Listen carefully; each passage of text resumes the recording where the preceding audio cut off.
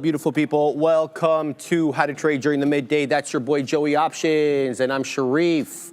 And YouTube taking their sweet ass time to bring everybody on over, so we're gonna wait and wait and then wait some more. Shout out to Chase Bands, shout out to Bears versus Bulls. You have the option to like and subscribe. This trade has unlimited upside. Obviously, your hands are right there. Shout out to Tez. Shout out to Fiddleback and Gorev, Blackhawk. What up, nephew? What up, Ronaldo? David Beach and Bears versus Bulls, the world's greatest mod, joining us as well. How about Stuart, Pathic, Jacques, Lucas, Soma, whoever, Pitchbull. We got options. We got Brit. We got Cass and Lo-Fi Soul. Traveman and Muhammad and Vern joining us as well. And Nomo, we got Rian Islam, Jimmy J and Martin Dinsdale. X Baines and Dino Abdi, Jay Lee, the OG. Shout out to my man. Dave B. We got Brown Lighting. How about Pastor Valley and Rev Boost? I like that one. Ross Hansen and Adrian. Shout out to you guys. Strobe 8. Mike Dryder.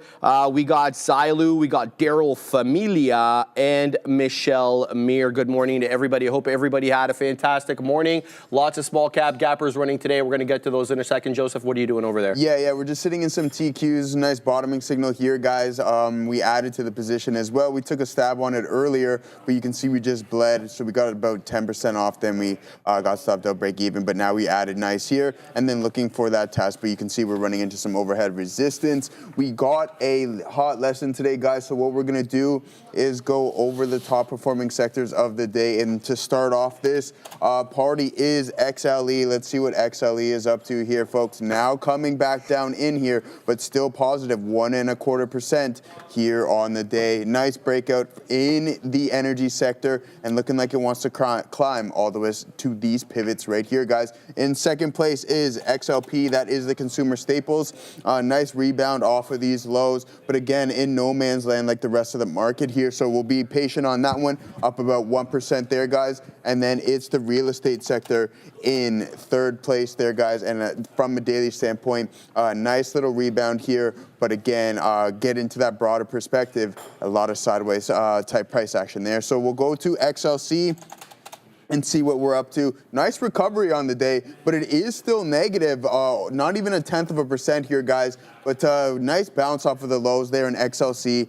And then that's it. We'll do XLF here because that is in last place there, guys. But again, doesn't look too horrible from a daily standpoint. Down about 1.2% there, Sharif. All right, we're talking about scalping the open. All week, we're going to be talking about how to trade IPOs, SPACs, and direct listings. So let's get right to it. So scalping the opening involves capitalizing on that initial price volatility of an IPO, a SPAC, a direct listing. Here's a quick breakdown. The idea here is to capture small profits from quick price movements within minutes or hours after the opening. So let's get right to it. So why would you want to trade IPOs, SPACs, or DLs, right? So first and foremost, there's usually a good amount of volatility, high volatility. These events often experience significant price fluctuations due to the hype, due to the uncertainty, and the initial buying and selling pressure that comes along with these initial public listings, offerings, whatever you want to call them. And there's also the potential for large gaps. The opening price might significantly differ from the pre-market price, creating immediate profit opportunities. So that is something to keep in mind. Some key strategies that you want to employ when trading these guys is number one, you want to identify the appropriate candidates. You want to focus on highly anticipated IPOs, SPACs, which we haven't had for a while, or DLs, direct listings. It feels like it's been a long time since we've had some of those. Katina Man was talking about Spotify today as one of the DLs that we had during, I think it was the pandemic or pre-pandemic. So you want to focus on the highly anticipated names with strong pre-market interest. You want to research the company, research the industry, and gauge the market sentiment to see whether the market is feeling bullish or bearish about that specific name. That's step number one. Step number two, you want to start getting ready in the pre-market. Pre-market preparations cannot be understated. Number one, you want to have a proper order entry, have limit orders, whatever type of order you want to set. to buy or sell specific price points based on your analysis. And then risk management, always, right? Determine your stop loss, take profit levels, and potential losses to secure the gains. Then the opening comes in. So you've done your pre-market prep. You think you know where it's going to open up. Sometimes you don't know. Sometimes the gap's a little bit higher. But you got to do your homework there. And then whatever comes of that, you can deal with after. One second. So then the opening. You want to observe the initial price action, right? You want to monitor the initial price movement closely, look for those gaps, look for the rejections at key levels, and signs of buying or selling pressure. That means you need to be fixated on the level 2, on the book. And then you want to execute your trades. So based on your predefined strategy and the observed price action subsequent to the open, you want to trigger buy and sell orders. Now, you may have to adjust your buy and sell orders that you prepared in the pre-market because they may no longer be valid. We always have an idea of where something is going to open up, especially if it's an IPO. But sometimes there's more exuberance, buyer exuberance, that is. So the actual opening price is different than the IPO price. So sometimes the plan that you have in the pre-market needs to be adjusted. And then you want to make a quick exit. Now, this is by no means part and parcel of the strategy. You want to hold for a longer move, have at it. But the whole idea here is to scalp. So scalping aims for small, quick profits. Don't get greedy and aim for long-term holds or have at it, I don't care. Exit your positions within minutes, hours, depending on the strategy that you are employing. Some important considerations here. Volatility. There's ample amount of volatility during these IPOs, SPACs, direct listings. Be prepared for rapid price swings. That's usually how things are. And there's also usually a wide spread, especially if there's low amount of volume coming in. You usually be kind of spready. So your stop loss orders are crucial to risk management. Keep that in mind. Liquidity as well. Newly listed companies may have lower trading volume, and just kind of preface that, making entries and exits challenging, especially if it's not well participated in. I'm talking about the IPO, SPAC, or DL. The volume may be a little light, and when volume's a little light, spread tends to open up. When spread tends to open up, the cost of doing business, meaning entering and exiting positions, increases in price. The psychology here is also important. Scalping requires a disciplined approach and the ability to handle the emotional roller coaster of shorter term trading. So you've seen us scalp, you've seen the big boys scalp, and it's kind of part and parcel of the game. You got to have emotional control, otherwise don't do it. Additional tips, paper trading. You can try trading in the sim, get a feel for how these IPOs, SPACs, or DLs go and how you manage them and how you emotionally react to the rapid price swings and the volatility. So before risking real capital, practice scalping strategies with a paper trading account to gain experience and refine your approach. And start small. If you're not going to start in the sim, you're going to start live. Start small. Begin with small trade sizes to manage risk and build that confidence. Build the observational skills that come with trading these SPACs, DLs, or IPOs, and track your performance as well. If you're going to make this a thing, you want to know how well or not well you do at this style of trading. So maintain a journal to analyze your results, identify the mistakes that you perceive you may have made, and improve your strategy. I hope everybody prints up a storm. What do you got?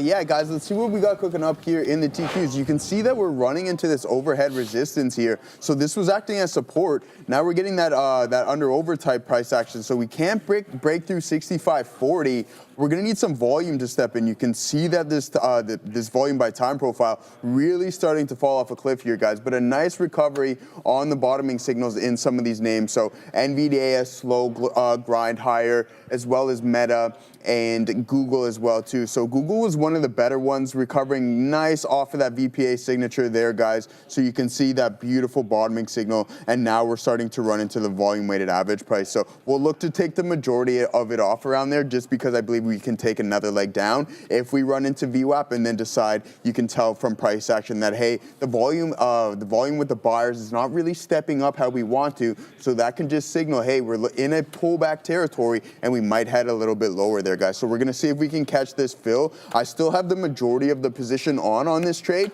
so we'll be patient because if Amazon, Microsoft, and Apple can get a little steam up under them, I believe we'll catch this fill and maybe run into the volume weighted average price. So that's what we're looking for on that one. Tried something on IBIT this morning too, guys, but it just didn't work out, and I started really small. This one did. But this one didn't really work out, but that's okay. I started really small right here because I wanted to risk the low. I thought we would get a little bit of a choppy mess. We were opening up under the R4 level as well too on the pivot structure. So I wanted to give it some room just in case we wanted to grab some liquidity and sit on top of that $50 price target. But it doesn't seem to be the case. We broke down, but then we got a nice little bottom, added to the position nice, but then we got stopped out the majority of the position. But that's okay. We were looking for the volume weighted average price, didn't get it, but that trade was a good one. We're starting to, we're breaking through, so we might catch this fill here real quick here, guys, in the TQs. That's a good look. Let's take a look at the options chain to see what we got going on. From an overhead standpoint, if there's any resistance there, then that can just signal like, hey, okay, this is the top, this is our ceiling for the day. Yeah, and see, we can't even break through that. A big rejection right before I caught that fill. So tapped into that, and then it just dumped right away. So 490. We got 3,000 open contracts. Again, that's just not enough, but yeah, there's 6,000 on the put side, so maybe that's something we need to keep an eye out on. If we can break through, there's still too much overhead, and as for a support system, 485 is the low with 7,000 open contracts there, Sharif. All right, I'm involved in ANTM right now, but I'm also loading up BNZI on the side chart.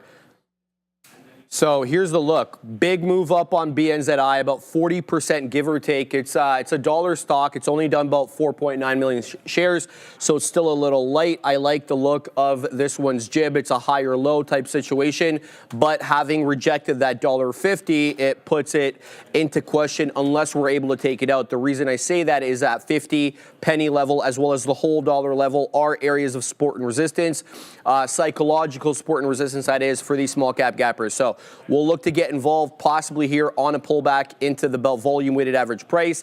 It has pseudo respect VWAP. There have been times where it's breached it, so you're going to have to account for that in your stop placement. If you're going to trade this, you can't place your stop that tightly below the volume weighted average price. So I'm going to keep my eye out on that one, and we'll see if we can work into the position on BNZI.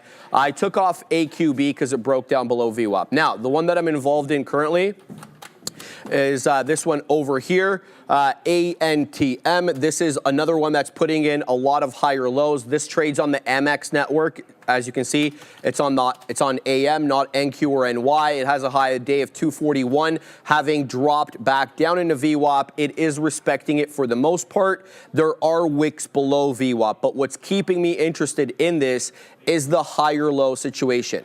We're not necessarily getting, bigger, higher highs or any higher highs for that matter since about 10:50. So about 20 minutes now, we haven't had a higher high. So we'll keep an eye out on this one. My next profit taker is 24s. Now, this did get into 24s, but it didn't cross. So it's a bit of an issue with the spread. Right now, it's 1 penny. I've seen it as wide as 3. So this is what I'm looking at right now, ANTM and BNZI. There's really nothing else that I like all that much. I'm keeping an eye on GDHG, which is a holdover from yesterday. But this one was very bamboozling yesterday, initially and then secondarily. So you had that big move up, a retracement all the way back down to lows. You had another double top and then a drop right below VWAP, but this time it didn't make a new low. So be ready for the retracements on GDHG, otherwise don't trade it. Okay, so we'll keep an eye out on that. Last but not least, PLTK. It's light on volume, but it is stair-stepping up, multiple bull flags. This one started moving at 6 a.m. It had a sparsely traded bull flag. It continued again at 8 a.m., big move up, consolidation. Right again at 9:30, big move up, consolidation. So this one's a buy to me off VWAP for the flat top break through 5.5. Technically, it's 546 the high day, but you guys get it. That's what I'm looking at, Joseph. Nice look there. So yeah, guys, man, we almost caught that fill. It tapped into 65.44 and a bit there, and we had it at 45, but we didn't catch it, so we'll be a little bit more patient. If it comes to 45s, the thing is, though, those bids continuously just step down. So anytime we get get into that 44 level, you see those bids hit, and you can see it right now. So you go into 40, and then boom, we just flush to the downside here, guys. But I do believe it's going to be a little bit more slower of a grind. We got Google now tapping into the volume weighted average price along with Amazon. But one thing I want to be weary about is if Microsoft pulls back to the volume weighted average price, then we're going to be in a little bit of trouble, and we might see a deeper pullback before we break through some of these resistance zones here that are displayed. So I know a couple people in the chat were asking us to go over MLGO. It has been one of the hotter stocks the past couple days. So let's take a quick look at it. And hopefully we catch this fill at 45. So from an intraday standpoint, kind of sideways, right? You can see we have this pre-market high established. That's always a good marker to go off of. And then you have these pre-market lows right where we open up as well too. So we tapped into that on an intraday perspective, guys. Held that level really well and haven't broke it yet today. But yesterday was the really, really good session here, trading all the way from 11.15 up to about $19. So that's a really, really good move. Sorry, the low of day there was $8 all the way to 19. So that's over 100% move in the intraday session. So really good look, but it's unfortunate that it gave the majority of it back there, guys. Now just chopping sideways within this range. Let's zoom out and see what we got going on from a daily perspective. I didn't want to do that, so now I'll just have to pull up another one. And here we go. Oops. MLGO. We'll pull up from the daily standpoint here, guys, to see what we got going on.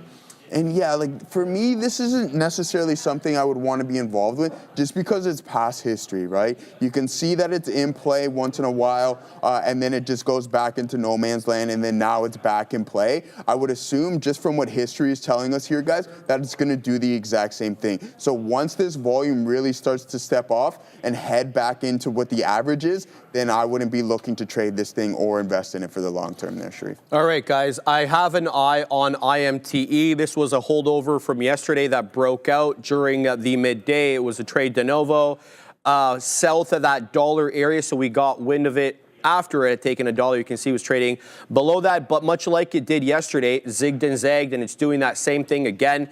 Big move up on IMTE right at the midday at 1040, up into 317, and now we just almost lost 2. We're trying to defend 2. This one's on my crap list. I'm not going to trade it until it, straightens out. Otherwise, we won't trade it at all. Simple as that. So we're going to keep an eye on that. Now, I worked in to BNZI over here. Long at 46s, looking at taking the profits at 48. It's at 48. It's not crossing, so we're not going to get the print. I'm looking at dollar cost averaging into the volume weighted average price. So my initial entry, 46, and then a 40, and then 36. This one, if it breaks that $1.50 with gusto, I'll add to this position. But currently, I'm not going to add until it shows me that it's ready to take that $1.50 out. Otherwise, it's going to be a VWAP retracement type trade on BNZI. The Piper wants me to look at PLTK. I just literally did. This is the same thing that I mentioned right now. It's 3 both legs in a row. The two first both legs were sparsely traded, but their patterns are discernible, so you can kind of just base it on that. I have a dip trade on PLTK into that volume weighted average price, a little bit higher. I'm looking at front running it at 36s. Reason being, I perceive support at 35, 34. So if it doesn't make its way down to 30, then I'd like to pick some up. If it does, I'll add at the volume weighted average price with my L being a little bit below VWAP. Simple as that. So that's what I'm looking at right now in terms of these small cap gappers. We're going to have GameStop on there in case it gets a break above $30. It really has been trying to take that $30 area with no success, whether it was in the pre-market or subsequent to the bell or in the aftermarket yesterday. And $30 is a rinse and repeat level on GameStop from previous months. I mean, we had a lot of trouble staying above it. And now we're kind of just doing that $20 area hold. So we'll keep GameStop on there for trading purposes. DAX as well as a holdover from yesterday. It was above VWAP. I saw you guys talk about this one possibly there right in the pre-market as it started breaking up into that 440 area. But it lost VWAP and it's no longer tradable under my system. So not going to trade that one. What else we got? MLGO I've got on the side chart in case this one really gets going. It's up 6%, but negative since the bell rang, 0.16 in the negative. So MLGO was a big mover yesterday and a multi-day runner. So we'll keep an eye on that. ANTM, as I watch this more closely, having been in this now for about 10, 15 minutes or so, there's an obvious seller at 24s, and it's a hidden seller, an iceberg order, because we keep wicking into 24 with no cross. Now, this is a 2-penny spread, so, you know, does have to cross 24s to get the print, but the fact that it keeps rejecting over and over off that 24 should tell you something about that. All right, BNZI, we got the print to the high side at 48s. Now we're waiting at 52s, but the ultimate thing here is whether or not we cross that 50-penny area. As I mentioned to start the show, 50-penny areas, whole dollar areas are areas of psychological support and resistance for these small cap gappers, whether or not you've had prior resistance or support at those levels. So that doesn't have to be resistance prior to that, doesn't have to be support prior to that. It is just one of those things that you just have to accept. So 50 pennies is what I'm keeping my eye on here for the break. I'm not front running it, excuse me.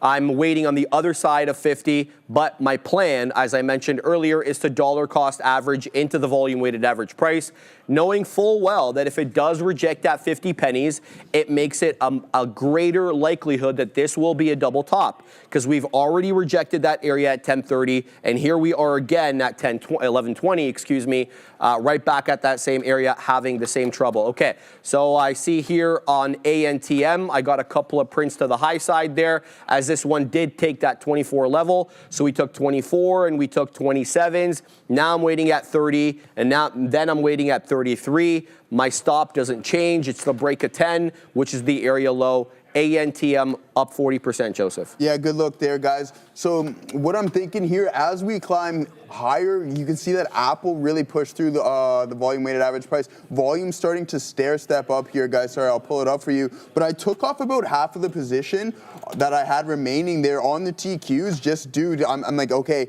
if we reject VWAP, I don't want to be giving up the majority of those profits that I had. So I'm okay with locking in about half of what I had remaining. So we're sitting on about 20% of the total position, which is okay, because if Apple continues to move here, the market might join it. The one thing that I'm worried about, I mentioned it earlier, is that Microsoft might pull back into the volume weighted average price. Is slightly extended and hasn't given me that pullback. And then people in the chat were asking me, Aiden in the chat was asking me, Joe, NVIDIA long.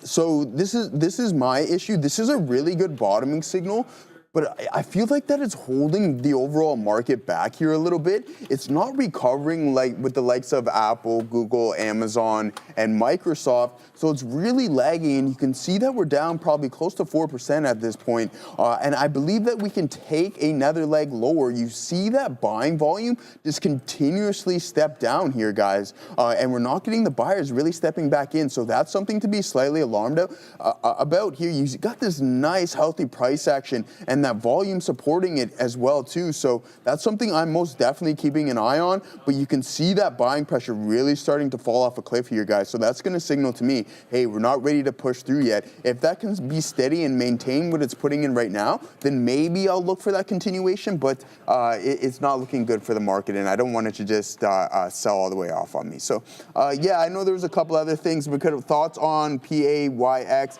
at these levels? Don't mean to spam, but just making sure I'm using the right handle. Yeah, no worries. Let's take a look at PAYX. Not familiar with it. PAYX. Paycheck something. Okay, so this is very interesting. A nice session, but you can see from a pre-market standpoint, not very liquid. I'll pull up and see what they actually do here quick for you. Because I'm curious myself. PAYX.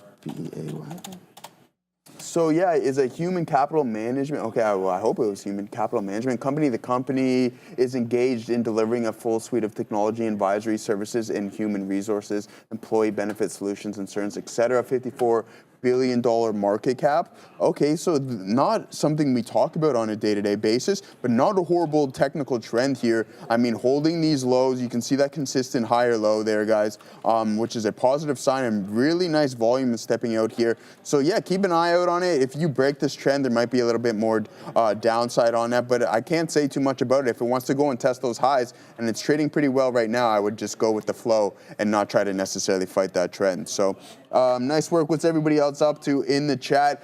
Apple recovering really nice here, guys. The 5-minute opening drives in the market were just really, really weak, guys. And now you can see that we're starting to head back in towards the volume-weighted average price. It's just that stair step up, and then you just take that elevator down here, guys. So really, really slow grind to the top side, but then you see sellers just take complete control as you run into resistance zones, and then you get that capitulation type price action on a smaller form. But yeah, that's the 5-minute time frame. So really, really tough look there in the Qs. It looks like it wants to go and head to the low of the day. We'll be patient until we get stopped out break even here, Sharif, and that looks like it's coming in play. VVPR just took VWAP. I'm going to attempt a 60 break. There's obviously a seller at $4.60.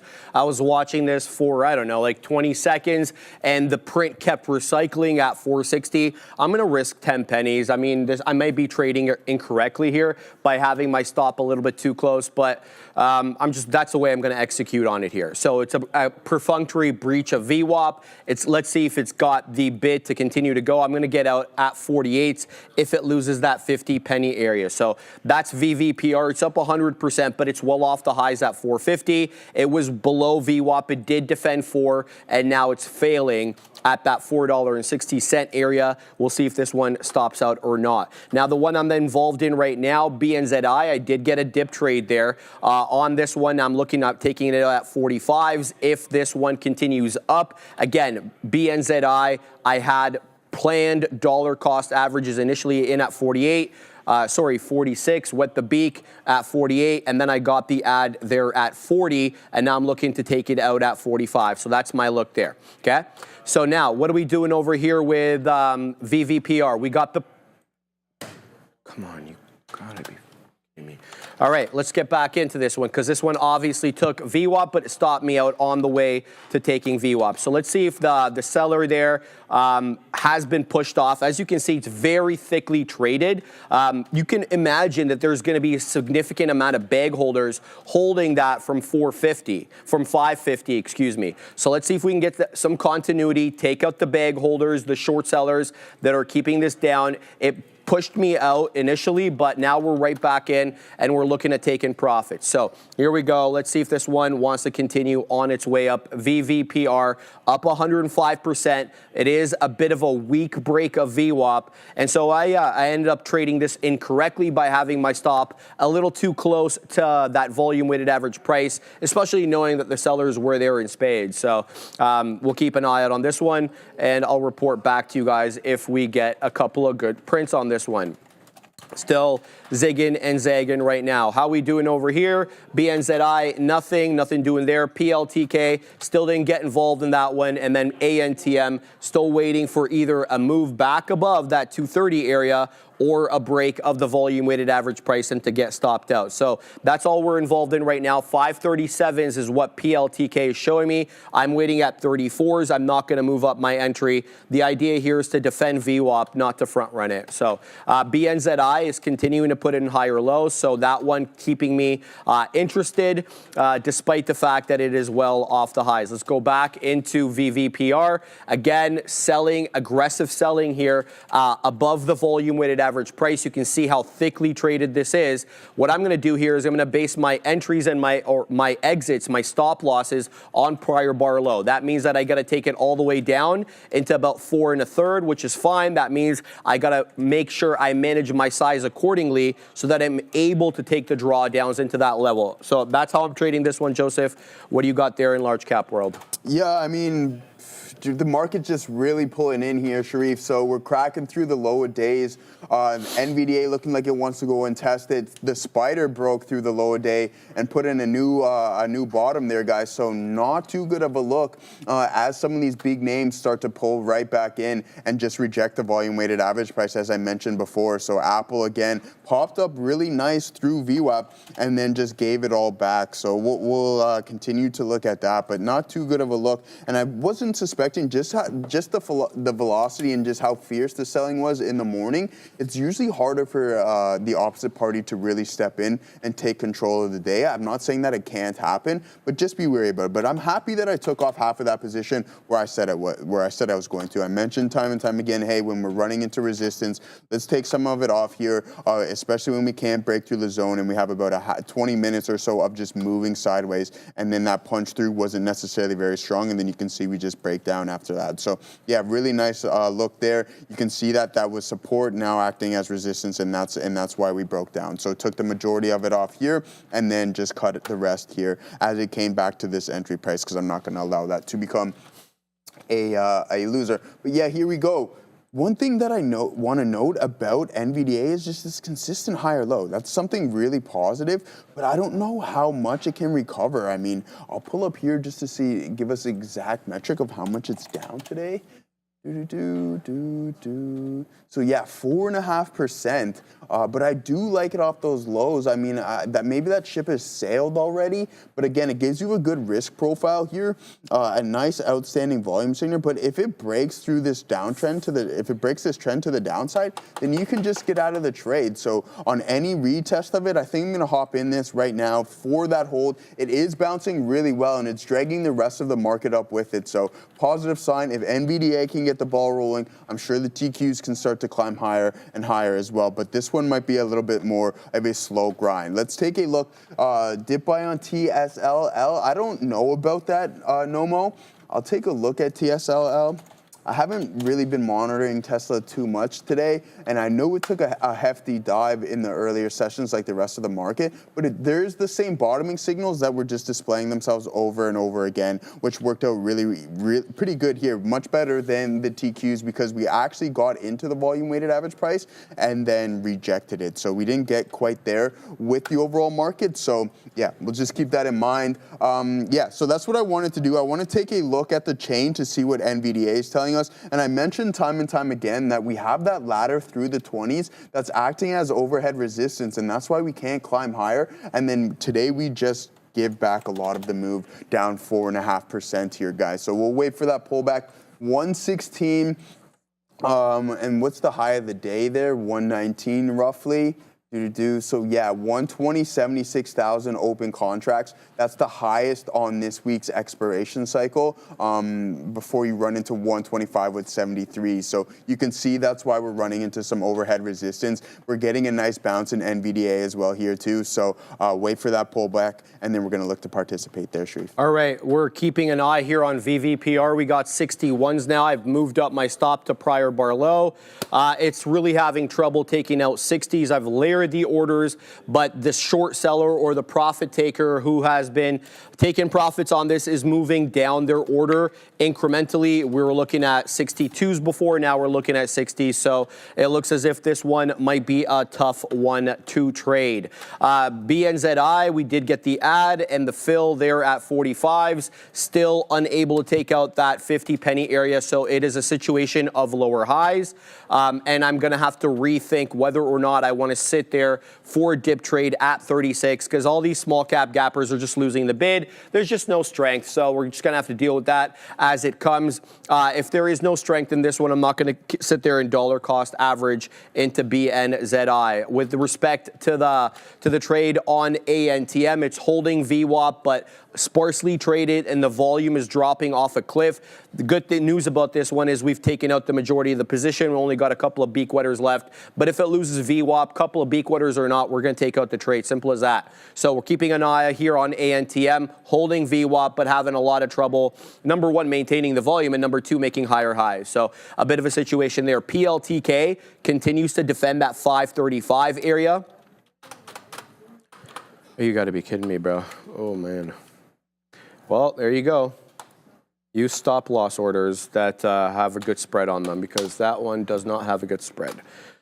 So we'll take an L there on VVPR. Now, MAC to PLTK. This one is continuing to defend that 535 area, despite the fact that there is no supporting volume coming in to keep it abreast. So what I'll do is I'll cancel my order here at 535, and then I'll put it at that 530 in case the exact same thing that happened there on VVPR PR should happen to PLTK. So I'll keep my eye on ANTM as well. That's the one I'm involved in right now. It seems to be defending that volume weighted average price, but the spread is opening up just a skosh now on ANTM. It is about 3 pennies, whereas it was 2 before. So VVPR lost the bid there, as you can see, and it blew through my stop. It didn't trigger, so I had to flatten out. So we'll take a bit of a bigger loss on that one as a result of the issue with the stop. So I did have my stop below prior bar low, but the illiquidity as a result of an aggressive seller took out all the orders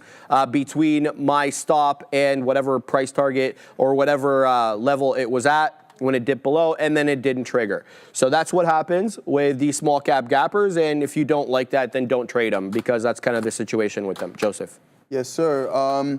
Yeah, so nice base put in. We're all out of that TQ trade. Nice entry here. Waited for the pullback. I'm like, okay, that volume's really stepping down here, guys. Let me see if we can add and double up this position as we start to come back in, because I didn't think we were going to crack that low. We had an isolated volume signature and that hammer doji printed at the low, so that got me excited. We took a little bit off, and then we added to the position as it was working, still maintaining that solid stop. So that worked out really well. Took some off, and then we took the majority off right there. NVDA holding up really well here, guys. I want to hop into this. Don't want to chase it just yet. It's about 50 cents from my target, but what we'll do is we're going to post up here around 114 or 115, sorry, because we have a nice base there, and that's what I wanted to tell you guys next, is that at that 115 strike, we have about 73,000 open contracts, so that can act as a put wall. Sorry, and to be clear, it's on the put side, so if we get a bounce off of that put wall, then I don't think we're going to crack any lower, and we are. Our low of the day was around 114.50.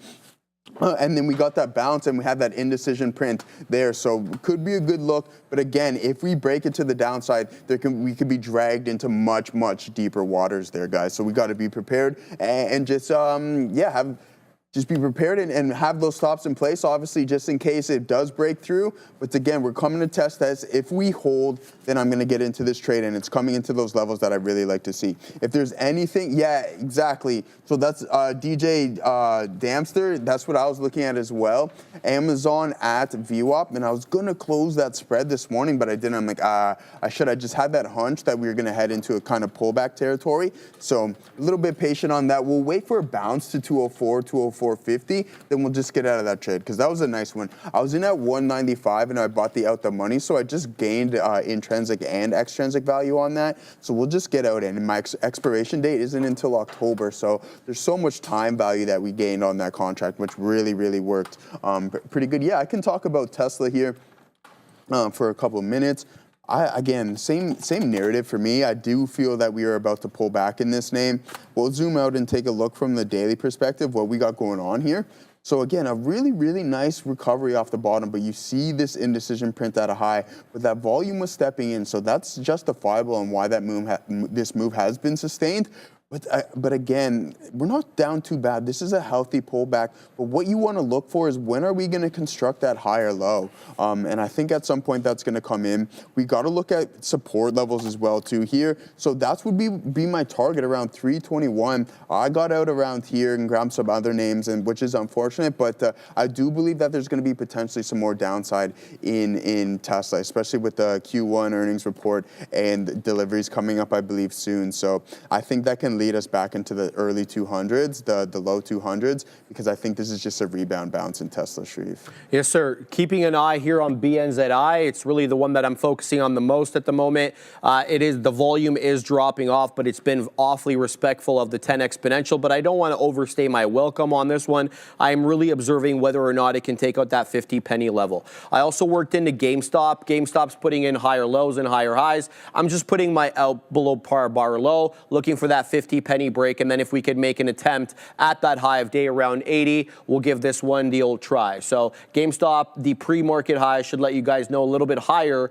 than the after the bell high. It's about 29.90 or so there. So what I'm looking for on GameStop is a continuation of the trend. It seems like the wicks do come down into about the 20 exponential moving average. I think that that's where the money fills are, but it doesn't hang out there that long. So make sure you're using resting orders before you try that approach. Otherwise, you can watch it live and then see if it gives you that print. It just did the exact same thing. It dipped in between the 10 and the 20 exponential into 29.25, and here it comes back up, but it's having a lot of trouble with 50 pennies, 49 pennies. There's obviously a hidden seller. As you can see, there was like literally no size posted on the bid, but it did reject. Now you can see ample amount of size at the actual 50 penny area, but you can't see it at 48s and 49s, and here's 49 again, rejecting despite the volume coming in aggressively, and there we go. We take out a whole bunch of orders, so nice look there on GameStop. We'll take out the majority of my profit takers, but the one at 63 still unprinted. So then I'm going to wait up a little bit higher now on GameStop. All the while, I'm seeing that BNZI is breaking out, so we'll take out some profits there. I'm still waiting for that 50 penny break on BNZI. And again, every time we work into that 50 penny area, we're met with aggressive selling. 50 pennies, an obvious area of resistance today on BNZI. Here we go. We haven't been at 50 pennies for a while.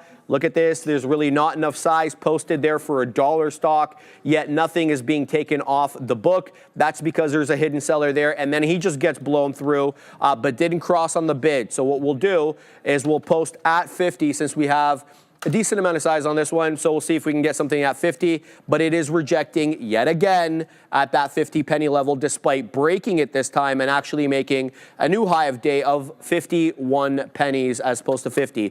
Back to GameStop, here we go, showing 58s and 59s, waiting for that 60 print. GameStop incrementally making those higher highs and higher lows. If you're gonna base your entries on the 10 exponential, which is typically what I do with these small cap gappers, put it in between the 10 and the 20 exponential. That has been the money fill area for GameStop, at least it seems, on this little uptrend that we've been on since I want to say around 10 o'clock, since we broke above that implied balance high that we printed right at the open there. So you can kind of see the yellow line is the 20, the green line is the 10. The wicks in between the 10 and the 20, I think, are the money fills. We'll see if that lasts, and if it lasts, how long does it last for? So yeah, breaking down again now, rejecting 50 pennies, coming back down into that 10 exponential is GameStop. Likewise with BNZI, after making that high a day, it's back at the 10 exponential at about $1.41. Let's see if it holds up there, Joseph. Yeah, good look there. Michael Moss asked me, what do I feel about BA? I mean, it's trading higher, right? It doesn't seem so turbulent now, I guess. Coming into those previous pivot highs, so the nice strong price action coming off that contract that they beat Lockheed Martin out on. So yeah, really good look on BA right now. But one thing I do want to note here, guys, and I kind of want to touch on it. I heard something very, very interesting yesterday, and that's that, like, okay, so we all know that this Apple Intelligence was essentially botched. But one thing that I really liked, I found an interesting point, is something that Tim Cook did, is that he never, what Steve Jobs never did, was that he never released a product until it was actually like a couple weeks away to being ready. And I think that's the case that would happen here with Apple Intelligence, just apps completely botched here, unfortunately. Now you got to wait for the Apple 17, the iPhone 17, which is really unfortunate. And I think it just has a lot to do with Google as well. So yeah, really, really tough look here on Apple today, guys. It's dragging everything down, right? The Qs want to climb higher. Some of these big names want to climb higher, but Apple not wanting to participate whatsoever. And it was holding up relatively strong compared to when the rest of the market was selling from an intraday standpoint and from a daily standpoint as well, too, guys. It was holding up really well, approaching these highs, and then it just gave way and just dumped from this peak. Let's see, about 16%, so another 4% from there, down 25% roughly, yeah, 20% exactly. So yeah, really, really tough look here on Apple, and you can see that volume on the daily standpoint really starting. Bro, it's literally the strongest Mag 7 name on the day, bro. Apple? Yeah. It's down 0.3. Everything else is double digits. It's double digits, but I get that. But at the same time, I'm just referring to the fact that, okay, yeah, Tim Cook is not looking good. It's been lagging everything else. But then when it started to sell off, it hit that 20% mark as well, too. Sure, but on the day, it's the strongest name. So, again, I don't like the name today. It's selling off, and it's dragging everything down along with it, even though a lot of these big names are starting to pull back as well too. So yeah, that's my take on Apple, not loving it from an intraday standpoint. As some of the other big names start to pull back, you can see that we are starting to crack the low and head to a new low a day here on Apple. All right, back into GameStop at the 20 exponential, got stopped out through the break of 10. Let's see if it holds $29. 29 is obviously the psychological support level, but the volume weighted average price is 28.77. So it's about 28 and a quarter. Let's see if this one wants to hold. We'll take out some profits there at 20, and then we'll layer at 25s. There it is. Up again we go on GameStop. Let's see if we can get that print at 30, and then we're going to set up at 33s as well. So here we go. Let's set that bad boy up. 20, excuse me for a sec. Yeah, let's set that up at 33s. And then what I'll do is I'll actually place my stop below 29 on this one, and then I'll look to get back in at 28.75 if it does lose the bid. So that's my situation right now with GameStop. I should mention that on BNZI, this one lost the bid aggressively, but thankfully we were out of the majority of the position into 50s. Sadly, though, I did add at that 136, and then it dipped aggressively into 126, and so that I did get a new position at that 136 area, and then I lost 10 pennies on that. So that's a bit of a miss for me, but here goes GameStop right back again into the high side. Let's see if we can get that 33 print. It just wicked into 33s, but we didn't get the print there. A little bit of illiquidity, so we'll take it out at 29s, and then we'll set some more up into the high 30s. There it is at 32, unable to cross into 33 so far. There it is, nice. Let's see if we can get 43s now on GameStop, continuing to defend the 20 exponential moving average on the 5, but having a whole lot of trouble with that 29.60 area, as we observed last time, and you can kind of see that. 29.60 reject, 29.60 reject, and 29.60 reject. So I don't want to overstay my welcome on GameStop, especially if it's going to start making that rounded top and then start making lower lows. And that's exactly what it did here. So I don't want to overstay my welcome on GameStop as it comes right back down into the mid-20s. Thankfully, we've de-risked substantially over here on this one, and I don't want to paper-hand it either. So if we can hold a little bit of a piece for the dream for that 60 break, that would be ideal. Otherwise, you can take the position out in front of 60, and then once that seller is gone, you can add into the position above that level. So that's my thinking right now on GameStop. There's really not much else in small cap gapper world that I like that's breaking out or doing enough volume or above the volume weighted average price for the pre-market high. So that's my thinking right now. We'll keep an eye on GameStop. It's up 15 in the fifth, but definitely its best trade. Maybe in front of it. It was definitely behind it in the aftermarket yesterday and in the pre-market when it made above the actual official highs. I think we got into about 29.90 on the day in the pre-market, but unable to reach that exact same level subsequent to the bell, Joe. Yeah, Brown Lightning, I mean, I don't really love covered calls on GME, but again, if you want to sell some premium, I don't think, like, the numbers weren't horrible, to be honest with you, on it. So, again, they just reduced a lot of costs, so that helped the revenue too. So, good, like, from that standpoint, yeah, it looks okay as you run into the pre-market, but for the long term, I just don't know how I feel about this name, right? Like, look what it's been doing. Yeah, we broke out here in play in around these neck of the woods, May, June, but then just goes into this chop mode. So yeah, if you have shares here, absolutely sell some covered calls because I don't think that we're going to climb too much higher. But again, I don't know how much premium you're going to collect and how much shares you have on that front, right? So you got to ask yourself, what's the risk to reward? Like, if you're only collecting $20 like a contract, right? I wouldn't necessarily look to be doing that just in case it does squeeze, but I don't think it's going to or anything along those lines. But yeah, not too bad of stuff there from GME, and it is trading pretty good on the day. So yeah, good look there. Yeah, guys, Apple bouncing off that low. So good look, 222 was that low a day. We'll take a look at the chain to see if there's any form of a base there, guys, because that makes me curious. But NVDA still holding up. That's what we want to see, that 115 put wall come into play and hold at that level. 220 is where we have the largest OI on the put side on Apple. So we might run into those neck of the woods, trading around 223 right now. So yeah, just be wary for that bounce. And then yeah, we see some overhead at 225, and that's exactly where we rejected here on the intraday time frame here, guys. So yeah, that's that. Yeah, when we pull up this crosshair, so almost to a T, 225, and then we sell off. So yeah, you just keep an eye on the chain and look for those high levels of open interest, and it's going to help give you ranges within the day. All right, guys. to fix that for us and see what's going on. Yeah, so we're starting to crack here on NVDA. So I might have to hop out of this trade very shortly.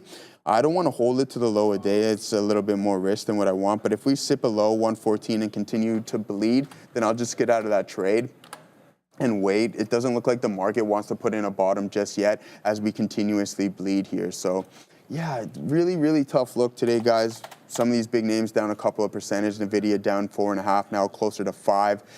Tough look. What is it? Microsoft is down about 0.5% too.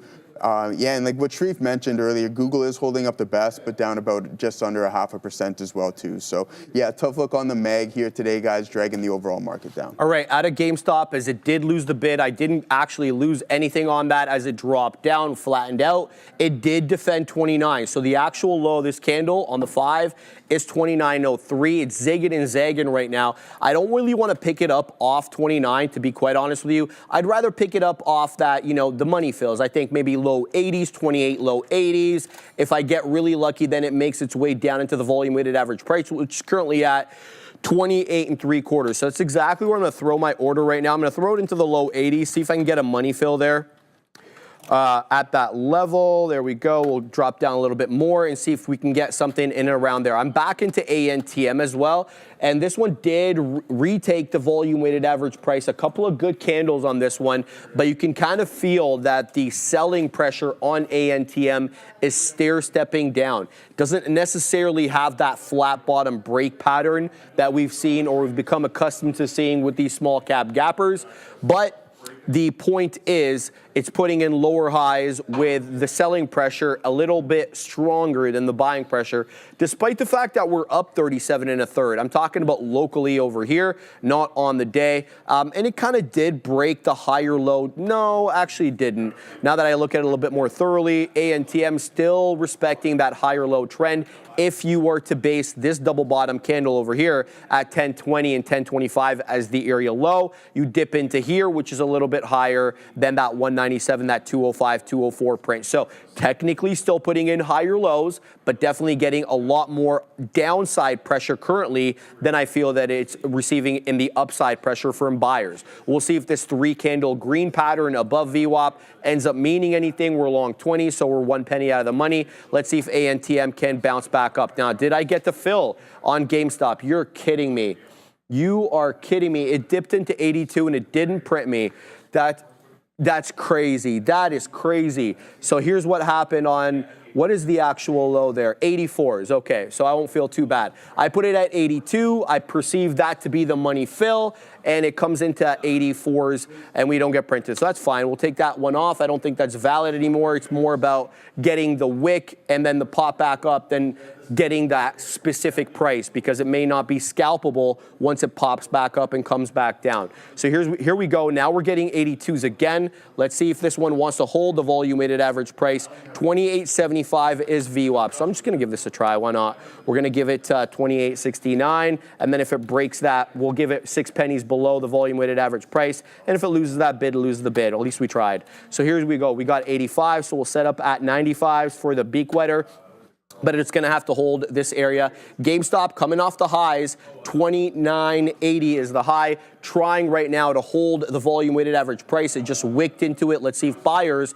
are using VWAP as any sort of buying area, or whether people are looking to go short this stock now. So here we go, back up into about 90s. I don't want to take profits here. That's not really enough. So we'll pack our patience here for a possible 95 print on GME, and then we'll see what we get in and around there. Back to ANTM as it continues to zig and zag, still having issues with that 20 penny area, and you can see more size got posted now on that ARB gateway than had been the case when we previously looked at it. There actually wasn't any of these 25s on there last time I looked. So we'll pack our patience and see if we get anything on ANTM above that 20 penny area. I'm layered at 25s and then 29s just to run that 30 area, because I perceive there to be multiple wick rejections off 30 on the day. Let's see if that ends up being the case. Again, Back to GameStop, waiting for any prints in the 90s. None is forthcoming. As it does defend VWAP for now. There we go.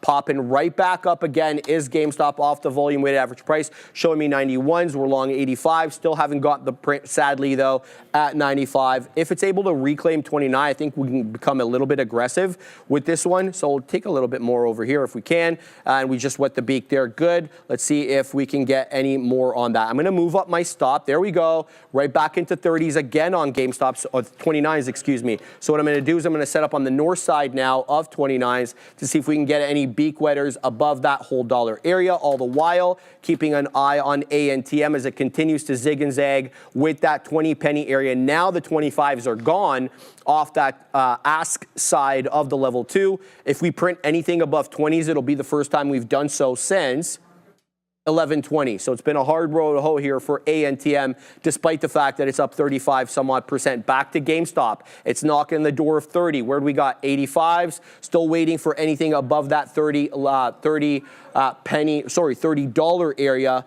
on GME. Joseph. Yes, sir. We got out of this. It's all right, man. It's all right, Branks. What are you up to? All right, I see. I'm not an idiot. But anyways, yeah, guys, I got out of this NVDA trade. As we cracked the lows, it's not holding that 115 level that I was expecting it to, but that's all right. So we broke through this downtrend here, guys, and then now, or sorry, that uptrend that was holding up, but then it just cracked lower, and then now putting in a new low a day, down about a 5 1/4. So tough look here on NVDA, especially just throughout these 5-minute opening drives. You can see the weakness in it, and then we just continue that downwards momentum, which was tough, and it's so hard for buyers to step back in. This signal was pretty strong, and I'm like, oh, okay, all right. Maybe we come back into VWAP, but as the market climbed higher and some of the other larger names ran into the volume weighted average price, NVDA wanted no part of that. It wasn't participating, and now you can see it continuously climb down here, down about a 5 1/4 there, guys, as Apple continuously bleeding here too. So tough look. I do believe that we might go into 220 today. That's what the chain is telling us, and we have to listen to it. So here we go, down a 0.5% now on the session. So tough look there in the market, guys. Mag 7 dragging it down, but that's okay. Let's see what else you guys are looking at. We'll go over a couple names. Yeah, and boom, we take another leg down, so that momentum and volume really stepping in, and as we break through key support levels, is just dragging everything. NVDA is bleeding. Wow, okay, just continuing to move lower, 5.5 now. So tough look, 114. Let's see what that next level is possibly on the chain too here, guys, because I know we had 115, but if we blow through that, then it's like, okay, what's the next stop that we might find a bounce here and can act as possible support? Yeah, okay, 114, but 110 on this week's expiration cycle with 28,000 open contracts. So be careful of that, a magnet effect. We get drawn to it and then we bounce off of it. But it looks like that might be in the works for this week, guys. That's not too far from here. So definitely 110, a number to keep an eye out on. And I referred to the cues watching for 490. We know that during this week's expiration cycle that we have a lot of open interest around those strikes too. So that's why we're continuously selling and can't climb any higher. Not enough liquidity to grab and then push through those levels as we give up a couple days of gains here, Sharif, in the market. So hopefully this could be a bottoming signal here, but not looking like it with this momentum to the downside. All right, still holding GameStop as it clears 29 by some distance. Now I'm looking for 29.25. We'll see if we can get that $0.25. If we get that $0.25, that will be the first 5-minute candle to make a new high in a long time. Here we go. Now we're showing 22, so good look there on GameStop. So aggressive move up off that level, and we'll take profits there, and then we'll look to get back in above that 33 penny area. That will be above the 10 exponential moving average. So that VWAP dip ends up being absolute money, and you wouldn't be shocked to actually see that, because it had done that on prior occasion. We had bull flagged initially at 10.10. We popped up, kind of consolidated, and then the dips into VWAP, as you can see there at 10.45, all were bought up. That same thing happened over here. We sold off after making that new high. We come into the volume weighted average price, and then it gets bought up again. What's up, Adara? Just some context for this push to the downside. Seeing reports here that apparently Donald Trump is looking to prepare an auto tariff announcement as soon as Wednesday. I'm guessing that would mean today, because next Wednesday is going to be the big one, or Liberation Day, as both terms that Donald Trump has used to describe the tariff announcements. So keep an eye here on GM, Tesla, and Ford. Auto tariffs specifically could be announced here as soon as today, according to this report. Back to you. All right, yeah. Thank you for that, Adara. We'll keep an eye out on Tesla. We'll keep an eye out on Ford, GM, Stellantis. Keep your eyes out on the automakers, obviously. I wouldn't say, keep your eye out on the EVs, because they barely sell any cars to begin with. I'm talking about your Rivians, your Lucids, your Polestars, et cetera. I don't think they are really going to be subject much to these tariffs because, well, I think that they're still going through their growing pains. So we'll keep tabs on that. GameStop did not take out that 30-penny level, so I didn't get back in as a result of that. And then my thinking here was that it's rejecting the 10 exponential from the sell side. So I wanted to take it out the $0.25 simply because that was the first 5-minute candle to make a new high. And then if it was going to have trouble with the 10 exponential, which it had been respecting as support until about that, 1140 candle, once it broke below it, if it starts using it as resistance now, then I don't want to be dollar cost averaging into that volume weighted average price. So a clearing of that third of a dollar gets me back into to GameStop. We'll keep tabs on that. Back now to ANTM. I'm waiting at 23s, but I'm suffering from the same affliction on ANTM, which is a wider spread. Despite the fact that it's at my levels, it's unable to cross, and so we're unable to get the print. So it's a bit of a tough one here in terms of execution on ANTM, just because, and we're not really talking about a wide spread here, guys. We're talking about 2-3 pennies, but sometimes that's all that really matters. Otherwise, you got to move your profit taker down to below that level. So ANTM, Joseph, putting in those higher lows, but not necessarily those higher highs. We'll see if it can clear 230.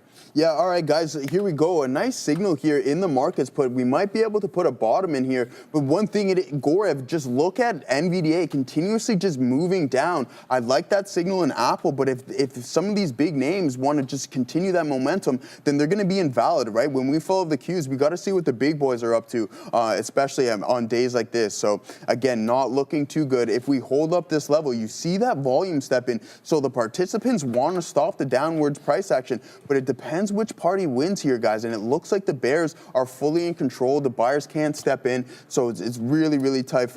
Yeah, exactly. You got to have a tight stop on there. You got a nice bounce already, so the crack of that candle is around 222.45, and then we're up about to 77s now, so 30 cents, nice 20, 30 cents there, so a nice look as it's bouncing, and you can see from a volume standpoint that nice stopping volume, and then you get that indecision print, guys, and you play the break of that, and we just continue to climb higher. So really, really good look there in Apple. I believe if NVDA can turn it around, then we get the bounce in the overall market. But let's see what Adara's up to, guys.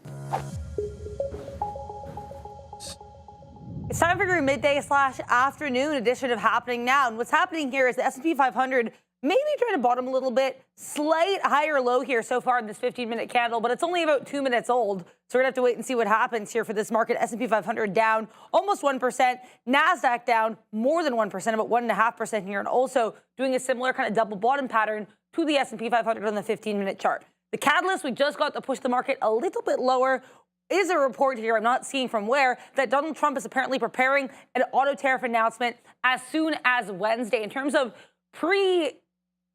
announced briefings here where he could speak, I'm just seeing now White House press briefing scheduled for 1 p.m., so I'll be taking care of that for you guys and paying attention. Then at 3 p.m., Donald Trump is speaking at a Women's History Month event. I'm unsure if he would be announcing it at this event, but we'll have to wait and see what happens. As I mentioned earlier, usually during the Q&A, he'll get asked a lot of questions related to tariffs, especially as of late. So if there's any answer there that moves the market, of course, I will keep you guys apprised. Chewy actually bouncing here nicely off of these lows as a lot of the market careens towards lows. CHWY, along with GME and DLTR, some of our day one earnings plays today. Then we have names like TSLA, Tesla, and NVDA, both down more than 5%, though NVIDIA is looking a little bit worse than Tesla as of today. Lots of names here at or near day's lows, including MSTR, NFLX, and Broadcom. So weakness across the market, though big tech certainly leading this push to the downside. Let's stay tuned for this potential auto tariff announcement. Back to you. Or back to Neil and his lesson of the day. Thank you very much, Adara. Yeah, keep your ear to the ground for sure for any tariff talk. And the market's already bleeding enough. You don't really need too many other catalysts here. But obviously, when a day, I've seen so many people ask the question, what's wrong with the market today? I mean, we had a big correction, we had a big bounce, and now we're getting a big down day. So it's sort of par for the course of volatility we're seeing. But I wanted to talk about some small cappers. Because I think a lot of times if you don't have setups, like if you don't have reversion trades or didn't have like obvious early shorts, it's a tricky day to be in. And if you don't have any of that, where do you find like the normal structure or like regular style trading? And I hesitate to say that because sometimes that's not what it is in small caps for people. But I think a lot of times you will be able to find this, like easier technical setups in other places that you might not normally expect. And so there's 3 small cappers that I want to highlight here, which I think had pretty typical patterns for quote unquote regular style technical trading. Look at OSRH. 2 from our watch list, OSRH and Surge, and then I'm going to get to PTPI, which is going to do a billion in volume any second now. OSRH, and I noted this in the pre-market, why this might have given you this opportunity, gap up, and then look at the just pretty obvious bull flag. It shows support level. You get some wicks, you get dark pools going off in the pre-market. You get a pretty obvious support at 350, and you get a pretty obvious breakaway area around 4, and then you had the wick highs into 460. And what does it do on the way back in? And this is your signal.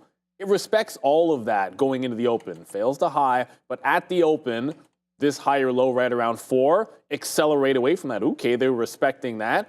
Then you have your support down around 350. Is it respecting this? Absolutely. It's just stair step down. Now, obviously, it's not for sure that you're respecting this to the downside or the upside. It's giving an idea that it could hold the 350 level or it could fall down.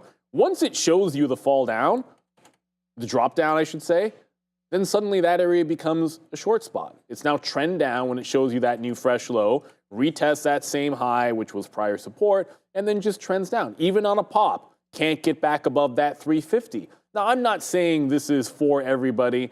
For some people, you just don't like trading penny stocks. It's not your cup of tea, like to each their own.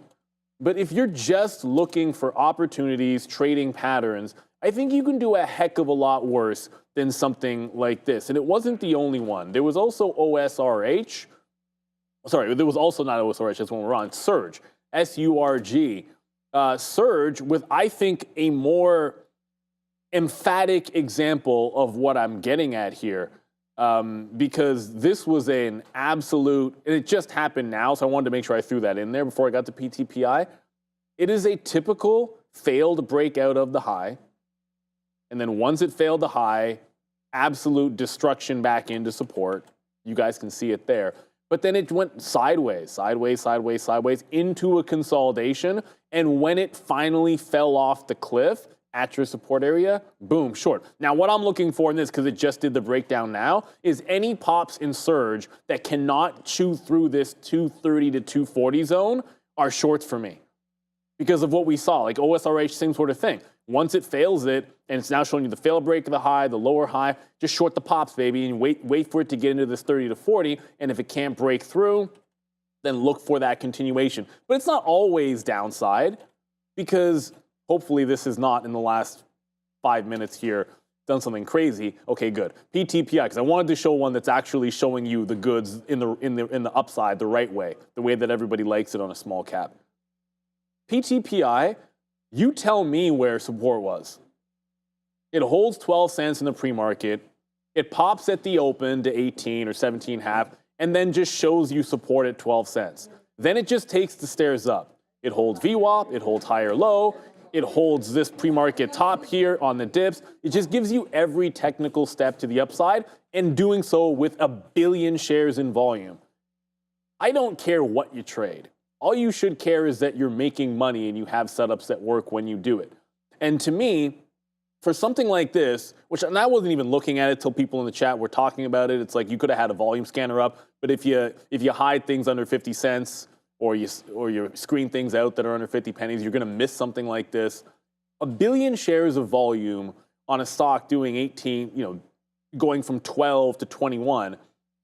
Like if I told you you had a stock that was going from $1.20 to $2.10 or $12 to $21, you'd have no trouble with that. A trader can make the same amount here because liquidity is not an issue.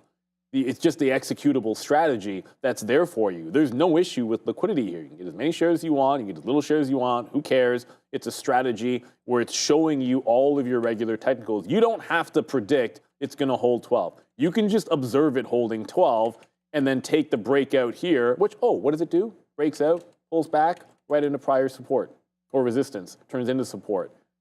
What more can you ask for? And PTPI, the other thing I will keep in mind here is the other side of the trade. I want it to go up for anybody that's long. But much like the others, if it simply fails the high, stair steps down, and loses VWAP, then there's a reversal trade in there too. You can always take that reverse, like something that happened in the surge. Here, where I want to look to short pops, I'll probably pay for some locates on this. You can look at these, and as long as they're doing volume, some of the skills that you might have adapted or learned when you traded momentum stocks or your big cap tech or whatever you call them, you can still apply them over into penny stocks, small cap stocks, as long as the volume is there. And I think in this case, the volume was there, and they weren't as bamboozling or baffling in terms of the way in which they traded. Sure, it failed the top, but everything after that was pretty organized. An opportunity to wait patiently, take your shot, and then play the trend. The trend's always going to be your friend, but you also want stocks which are observing the trading strategies or setups that you like. And sometimes you have to find them in small caps or stocks that you haven't traded recently. There's always an opportunity out there in the markets, and there are definitely days in which it makes sense to be patient and look for the right ones. That's your lesson of the day, guys. Thank you very much, Neil. Excellent lesson there on small caps, my favorite of the bunch. Speaking of small caps, LNKS, we're involved in a new one here, just showed up on my scanner, sub $1, trying to break above that dollar area. We're able to catch the dip into the volume weighted average price around 89 pennies. I was able to scalp into this one into 92s, layering the orders into 93 and 94. We'll have to see if this one holds up. I want to mention that we're not involved in GameStop right now, but GameStop is making yet another retracement into the volume weighted average price. And just, quick look there. Looks like there is some buying already waiting there as it's forming a hammer candle, but it's already forming that rounded top. And that rounded top usually is a bearish signal. I think it'll be even more bearish if we get a decided break through that volume weighted average price. We've been defending it all morning, but we weren't putting in a rounded top until about quite recently. So keep your eye out on this one. It's at a good area, but I don't know how many times VWAP comes into play. Now, I did add into ANTM at that 20s, and this one absolutely huadunked on me, completely lost the bid, lost VWAP, lower high, and we ended up getting stopped out at 205. So we'll go negative now, sadly, on ANTM, as this one kind of, it just quadunked in the same way that VVPR did, in the same way that I forget the other one, I think it was BLNKS or something like that. They are really losing the bit today. You can kind of feel that there's really no continuity, or the continuity is a little bit lacking right now with these small caps. So we'll keep tabs on that. Keeping my eye now on LNKS. I don't know why it's not printing me. It's at 95s. We're waiting at 94s. We'll see if we can get that print awfully soon. We'll layer some more orders to the high side here. There we go. We get that print at 94s. Good luck. Now we're waiting at 96s here on LNKS. It is bouncing off the volume weighted average price and trying to attempt to break that dollar area. Now, what I like about this, most notably, number one, it's not unusual for these small cap gappers to fail that dollar area on the first attempt. That's fine. But when they come into a predictable area and they bounce off and they have aggressive buying, then that kind of keeps me interested here just based upon the price chart, or sorry, the chart pattern. That's what I'm trying to say. So I perceive a bit of a bull flag here. Now, logic would tell you that if we continue with this current bull flag, then we could probably break that dollar area. Now, it's a different trade north and south of that dollar. So make sure you're taking profits on the way up into that dollar area. And then, we can talk about the different trade above that dollar. Now, I'm also involved in PLTK as I've been trying to get into this one at the volume weighted average price. I'm just a little nervous with this one because it may lose VWAP in the same way that ANTM did, in the same same way that VVPR did. And if that's the case, then I really need to account for that with my stop placement. So the idea here is going to be to add at that 530, that volume weighted average price area, but I'm going to give my stop a wide spread to account for that, what seems to be a kind of a pattern today with these small cap gappers, in the sense that they're really dropping aggressively. The short sellers seem to be in control today of these small cap gappers. And if that's the case, then your stops can get blown through, because what ends up happening is everybody's stop gets triggered. And if yours is below everybody else's, well, there's not going to be any room for you to get filled. So it'll happen like what happened to me on VVPR, where we had our stop and it didn't trigger because we didn't give enough of a spread between the triggering price and the limit price. So make sure you're not making that mistake. I already made it once today. Back to ANTM over here, it seems like it is losing that $2 area. So I was watching this one, not like I want to go long below the volume weighted average price, but I wanted to see if it was going to hold at that $2 area. It had a bit of an aggressive move, obviously, off that 223 all the way down into about 195. Trying right now to fight with that $2 area. We'll see if ANTM can get above that 215 area, but right now, under my system, not tradable. Let's go back to GameStop, because it's continuing to defend that volume weighted average price. It's right back at that 2880, that same area that we got long initially. But again, as I mentioned earlier, it is kind of putting in that rounded top. Now, you may see a bull flag. I personally see a rounded top, especially if we lose that volume weighted average price area. We haven't been below VWAP since about 10:10 this morning, and we were only down below VWAP because this one sold aggressively in the pre-market. Prior to that, we had been holding the volume weighted average price essentially all morning. So GME in focus right now, PLTK and LNKS, the only one that I'm actually profitable on right now. We'll see if we can get something at around 96 pennies to the high side. Joe, what do you got? Yeah, again, talking to Pug Life in the chat here, he said he's seeing what I'm seeing on the chain as well too, referring to the negative gamma, right where that open interest is at 110. So good look there, Pug Life. I know you're looking out for those levels. And as for the straddle, yeah, that's what I was seeing up on 490. I think it was 490 on the Qs. I could be mistaken. I'll pull it up in a second. But yeah, again, same thing on the 110 strike there on NVDA. So good look. It looks like we might possibly crack a little bit lower, and 110 might be in the worst. There's nothing from a technical standpoint that is telling us that, hey, we're ready to turn around. And that's why I'm glad that I got out of this trade. You can see that we were constructing those higher lows, but then once we broke that trend to the downside, I'm like, see you later, because we can head lower. And sure enough, we're down about another point and a bit from that level there, guys. So that is the look. Apple was one of the better bounces as well too, so good trade on that one, Gorev. Microsoft not doing too much, hovering around the lows, running into some support. So good look there on Microsoft. I guess compared to the other names, it's holding up relatively decently, but Amazon down back to 202.63. Opened up around 206 this morning, was looking pretty good, but now giving back a lot of those gains. I added into this position for this bounce. I'm essentially playing it off of this volume signature here, guys, looking for that nice bounce into this resistance zone, but we're not getting any buyers stepping in. And I like the point that you made there, Pug Life, is that this is just shorts covering. Every pop that you get, we're not getting any individuals stepping in. There's no real buy program coming in. And when you're down about 1.5% here in the market, yeah, it's a tough look. So we'll be patient to see if that comes into play. It may take some time to turn around, but if some of the big names continue to bounce, like with Apple's volume signature and that hammer candle at the lows, but if NVDA puts in one and then wants to climb to 114, then we'll be sitting here in this trade until we crack the lows, because I did add now full risk and I don't want to hold on to this if there is potentially more downside. And it could be one of those days, guys, where we just don't get that signal, right? Like it might not come into play, and I'm just getting those feels. So sometimes you got to go with your gut feeling on that front, and we'll be patient to wait if they come into play, but I just don't think today is that session. So I could be totally wrong, and I hope I am. So AMD, yeah, I know this thing's trading really well. I know Katina Man was talking about it this morning, but pardon me? You're still short AMD? Nice, 115.30. Okay, that's a really, so this stock hasn't even looked back essentially from 5 minutes after the open. It just broke down. So 115.30, Katina Man's in. Really nice look. So he's in at the top and he's still holding on to this position. This is waterfall type price action here, guys. Just every indecision print, breaking the lows, and constructing a new one. So no volume here telling us that we're ready to turn around here in AMD, Sharif. All right, just canceling a stop. 1 second. Okay. Gotta change this stop on not LNKS. Yeah, on LNKS, just moving it up. On this one, as it's pulling back into the volume weighted average price. GameStop lost VWAP.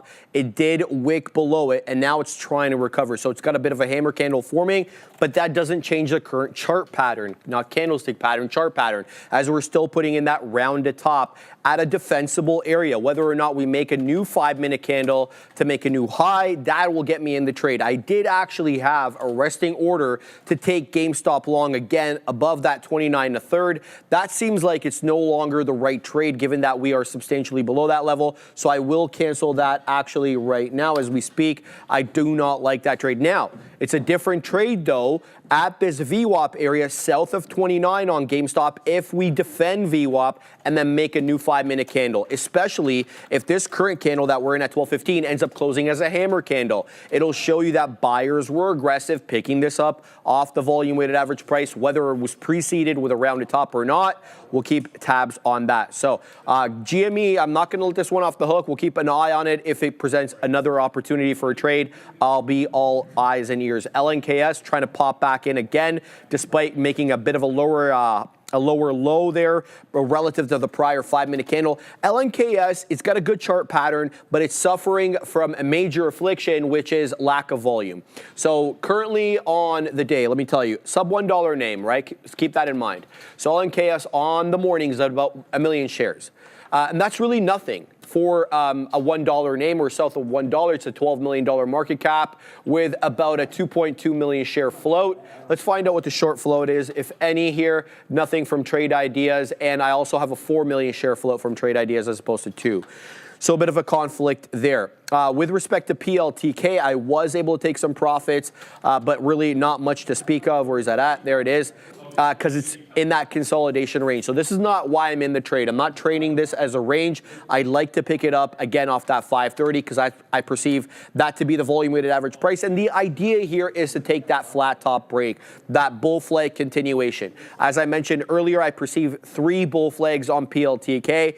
Each one a little different than its predecessor. This one was lightly traded right at that 6 a.m. pop, likely when the catalyst dropped, and then we had a bit of a consolidation sideways. Then at 8 a.m. when more participants can actually trade. Not everybody can trade from 4 a.m. It depends on your broker. 8 a.m. we had a big volume spike, and then it consolidated again for the second bull flag.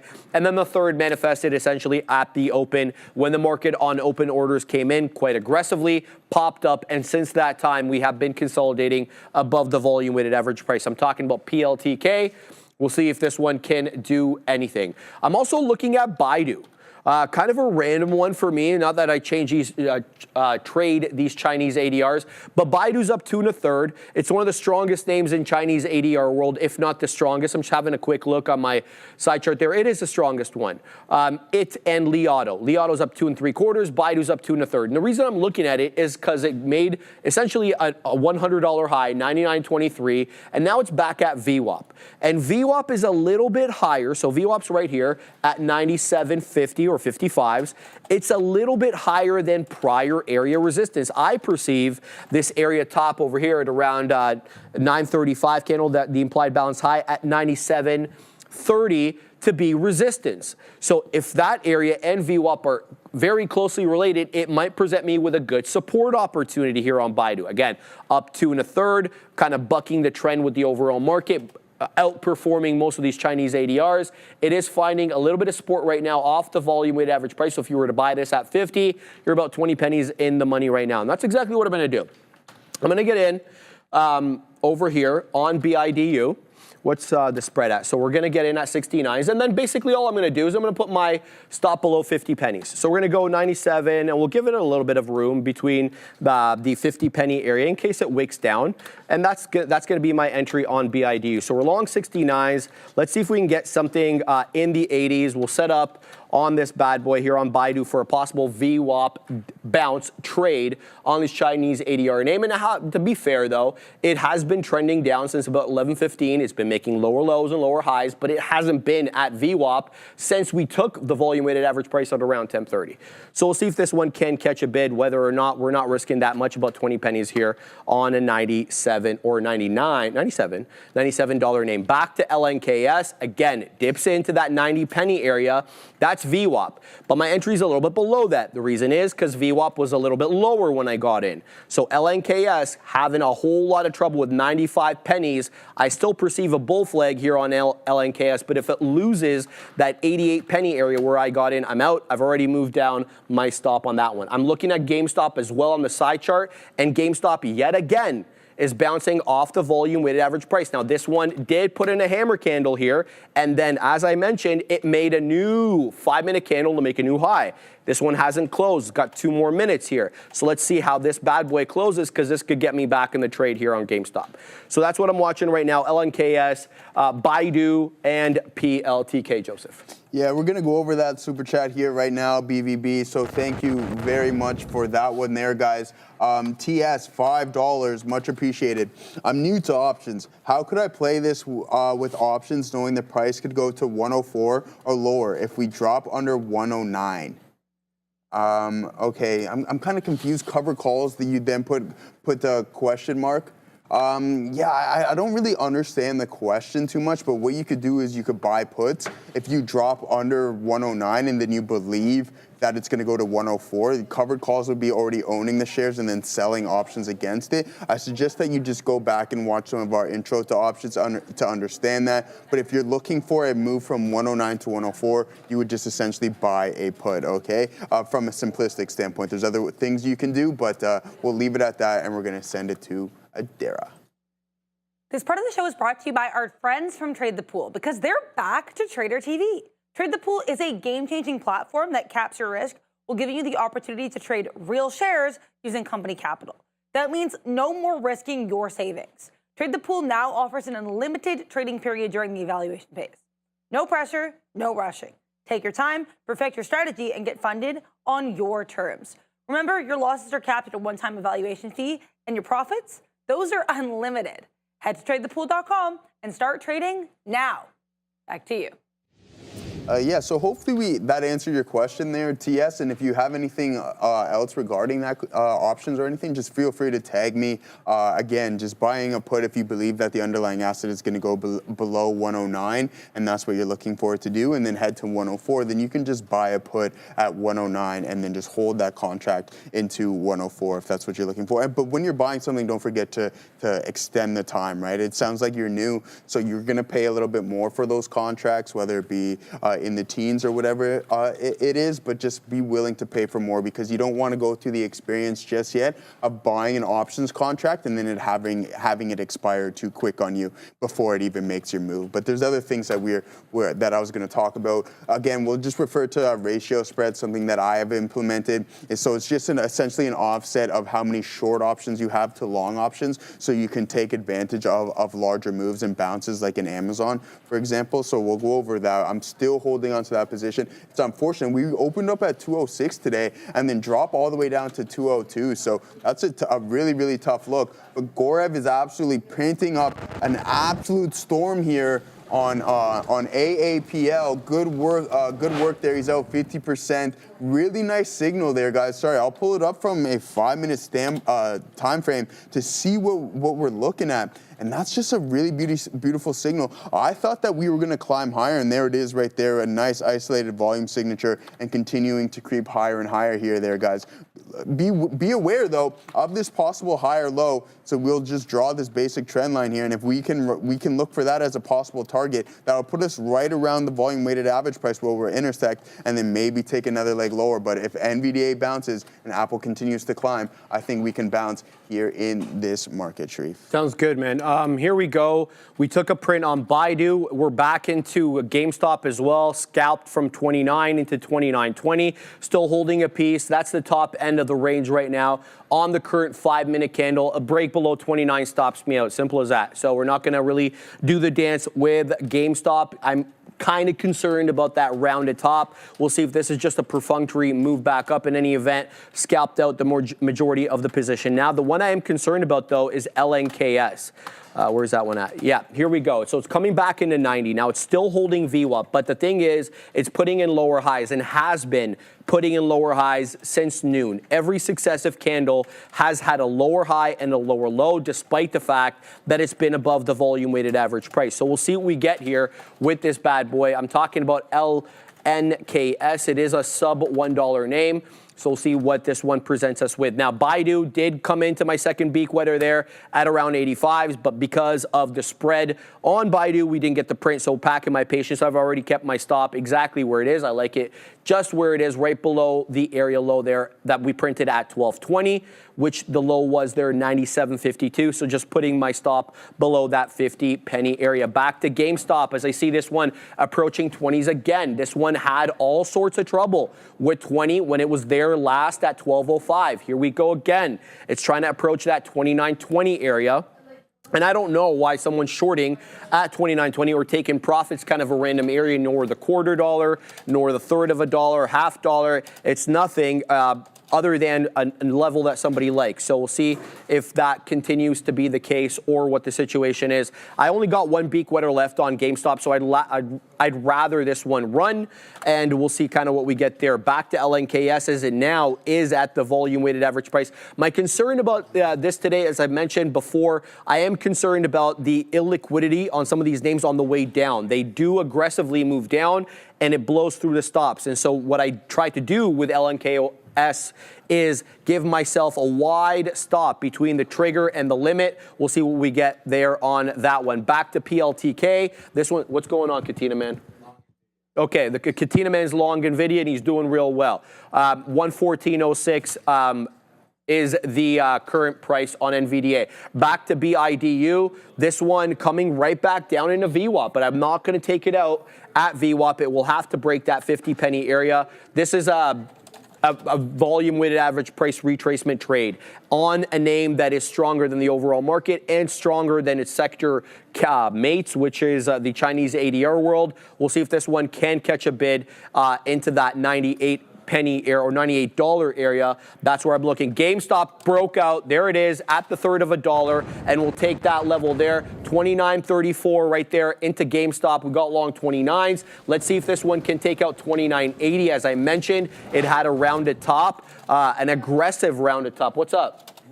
NVIDIA is continuing to go, guys, so keep your eye on NVDA. The Katina Man's long NVDA right now at 114s, so keep your eye out on that. GME, it's been in play, obviously, having reported earnings yesterday and got the crypto world, very excited as they're adding crypto to their balance sheet now, both with cash, debt, and equity raising, which is a little aggressive, but we'll have to wait and see how they all they do there. Keeping my eye, though, back on GameStop. I'd like a break of the high of the day. I don't want to have to dance with this in the I call this a mid-print range, which is neither at high nor at resistance nor at support. So we'll see if GameStop can take out that area that we talked about earlier where the big seller was sitting, which was around 29.60s, give or take. It spiked up above 60s on occasions, but definitely had a whole lot of trouble holding above that area. So that's all I've got on at the moment. We've got 3 trades. We got Baidu, we got PLTK, and we got LNKS. We're done with our GameStop trade as that one did spike up into that third of a dollar, and I was able to take the profits out there. LNKS is below VWAP, and whether or not that is my entry or not, I do not like it anymore. So there's the out there on LNKS. Now, I want to let you guys know that another pseudo small capper has made its way onto the scene. It's by no means a big mover or anything like that, but it's got a respectable chart pattern and a respectable percentage move up on the day, 12 1/3. This one was trading at around $6.50, the low there. In the pre-market as well as the official low on the day, and it did work its way up into 970. Funny enough, when it did retrace, as they all typically do, it did find support at VWAP. Now, that's the good news about ZYBT. The bad news is it's very sparsely traded, very sparsely. I really do mean that on the day. So if you're going to trade this one, trade it carefully. There we go. Trade it carefully and make sure you're accounting for the illiquidity on this name by placing your stops strategically, Joseph. Yeah, dude. Yeah, I'm looking at it right now, Gaurav. So yeah, that's an absolutely beautiful trade. You can see that I added into the queues as well, looking for the break. But I'm at the mercy of NVDA. If it wants to climb higher, then we'll get the move here in the queues. But if it doesn't want to, then we're going to be in a little bit of trouble, especially with Apple running into VWAP too. And now you're not getting any form of a sustained bounce in NVDA. So tough look. But TS, so what you're referring to, and I think what you're looking for, is a cash secured put. So just to go over what I was saying before, I thought you were looking at a stock that was trading at $109 and you thought that it was going to move to 104. But no, what you're saying is that you want to own the underlying asset at $104, but it's trading at 109. And what you can do is have cash secured puts, but that means you need to have the capital requirements per contract, so 100 shares and the value of that stock in order to sell cash secured puts. All right. So there's like forms of credit spreads that you can use and trade to utilize those, to take advantage of those types of moves. But again, I would suggest that you read a little bit more on the options world just so you understand what a cash secured put is and how you can manipulate the contracts. I wouldn't dive right into that considering you're new. Just focus on buying and selling contracts and how to place those orders, and then you can slowly start to build from that standpoint. But yeah, here we go on the queues. We broke up a nice little breakup here, but I'm like, oh no, the volume isn't stepping in like that we would want to see. And some of the big names are running into some key levels. So yeah, not too good of a look. Hopefully we can hold this base, still constructing higher lows. But again, I told you I'm at the mercy of NVDA, it feels like today. And then Bruce Wayne himself, the Batman, asked me to take a look at McDonald's and why is it so funky? Yeah, there's just some liquidity issues, right? It's not the most liquid stock, especially from an intraday standpoint. It only puts in a couple million shares a day, so spread that throughout the span of the session. It's just not very liquid, even though it is trading relatively well right here, but just not something that we would trade on a day-to-day basis. You want a high-level catalyst. I know they had the issue with the lettuce earlier in the year when they sold off, or last year, sorry, when they sold off drastically, which is right around here in October, and then it's now since recovered. So yeah, again, not an intraday trader. Wait for a high-level catalyst to get involved in McDonald's, in my opinion, or if you have the ability to sit through that barcoding and that algo-type price action, by all means, do so. But just be aware, and that's what you were asking, is like, why is it so funky? It's just there's liquidity issues. All right. So yeah, let's go over some more things, guys. I know there's a lot of questions in the chat. Just type them in again. But yeah, TS, I'm pretty sure that's what you're referring to. What you can do is you just sell a put at 104, but you need to have that cash in your account in order to place that type of trade. And then one thing that I'll add to, if it doesn't come to 104, you'll just collect the premium you received until that short contract closes in the money. You can continuously just sell 104 puts until you eventually get assigned, because that's what you want. That's what you're aiming for when you're shorting puts and when you're selling cash secured puts. All right. So that is that. And hopefully that answered your question, but just continuously read, go to YouTube University, check out the other videos that we have here as well. The intro to options, go back and watch all our options lessons, and you should be able to get a good understanding of what you want to trade there, Sharif. All right, back into GameStop here as the strength on GameStop continues. Where am I long? 34s just went the beak at 40s. Now I'm waiting at 45s. This one is interesting because I'd like to see this one try to attempt 60 again. As you can see, I mean, you don't need to be a chartered market technician to see the umpteen amount of rejections we got at 60. You got it initially at 60. Let's just say at 8 a.m. That's when you could really see that there was selling at 60. You got it again at 8:15 and yet again at 8:20. And then when we got up there again at 10:50, we rejected 10:55, 11:20, 11:25, yet again at 11:40. So there's all sorts of weakness for whatever reason at that level. So we'll keep tabs on that. Double topping right now for whatever reason at that 29 1/3, but I don't want to paper hand this. We've got 29.34s long. We'll see if this one wants to pop back up and continue on to that trend to the high side into 60s. That's what I'm assuming will encounter that major level of resistance, 29.60-ish on GameStop. I want to talk also about LNKS. The reason I got out here is because it lost VWAP. And then look what it did when it lost VWAP. Guys, I got out at 88.5 pennies. It dropped down into 75 pennies in one 5-minute candle.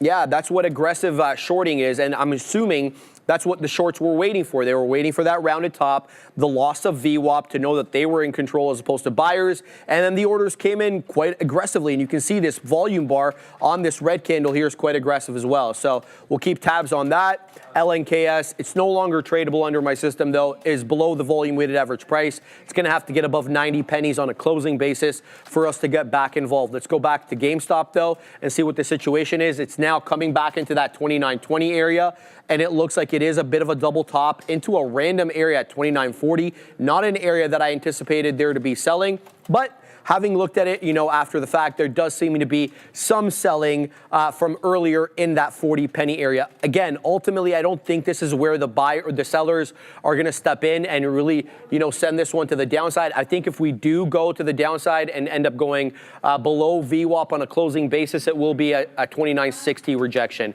So I'm trying to pack my patience here. I don't have too many shares into GameStop, so I can kind of, I can weather the storm, so to speak. Let's see if this one wants to pop back up. There's really nothing going on in my world right now other than that. I'm looking at the scanner up top. Nothing's doing volume, nothing's breaking out, or everything's below VWAP. So we'll have to wait. We'll have to wait. I tried Baidu. I got that one wrong, it looks like. Let's see if I got it right after all. It looks like it is reclaiming the volume weighted average price. I gave the Baidu a try. I was able to extract one beak wetter, but we ended up going negative on it as it's continuing to print lower highs and lower lows.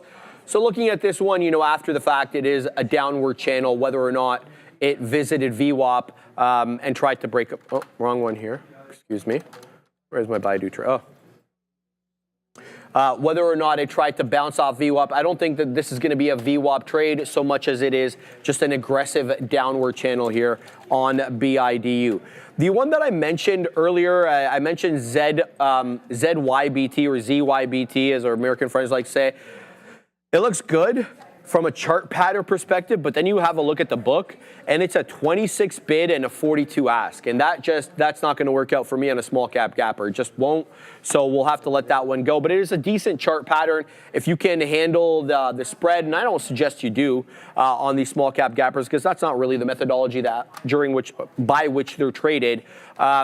Have at it, but for me, it's not one that I want to get involved with right now. Now, if the spread does tighten up and it does work its way back into that $8.50 area, ZYBT is the one I'm talking about. Where is that at? There it is. $8.50 area is the volume weighted average price. It did show you its propensity to bounce off that level before. So if it does that again, maybe we can have a look there. No, that's what I'll do. I'll throw an alert around 860 so I can be made aware of a retracement into that volume weighted average price in advance. Back to GameStop, still waiting on this one to clear that 40 penny area. It did, micro pullback into that $0.25, found buyers. Now I'm waiting on the north side of 40. So we'll see if we can clear some of those sellers that have been at that 40 penny area for a hot minute on GameStop. There we go on PLTK. We'll take prints to the high side there as it makes its way into the high of the day. 546 is the high of the day. We'll see if we can break above that 550. This has been bull flagging all day. And as I mentioned on PLTK, you had an initial bull flag in the pre-market at 6 a.m. You got another one at 8 a.m. and then you got one at the open at 9:30. But the one that we're currently in, obviously a lot more thickly traded than the ones in the pre-market. We are sending you up to Brendo with a special guest. Hey guys, thanks so much. Yeah, we're talking gold this afternoon. Once again, Lisa Doddridge is president of Nevada Canyon Gold, joining us in the studio, which is a nice change for once in a while. We do a lot of Zoom conversations, so it's great to have you here. Welcome. Happy to be here. Happy to make the little trek. Yeah, it's a snowy day out there, but we're glad to have you.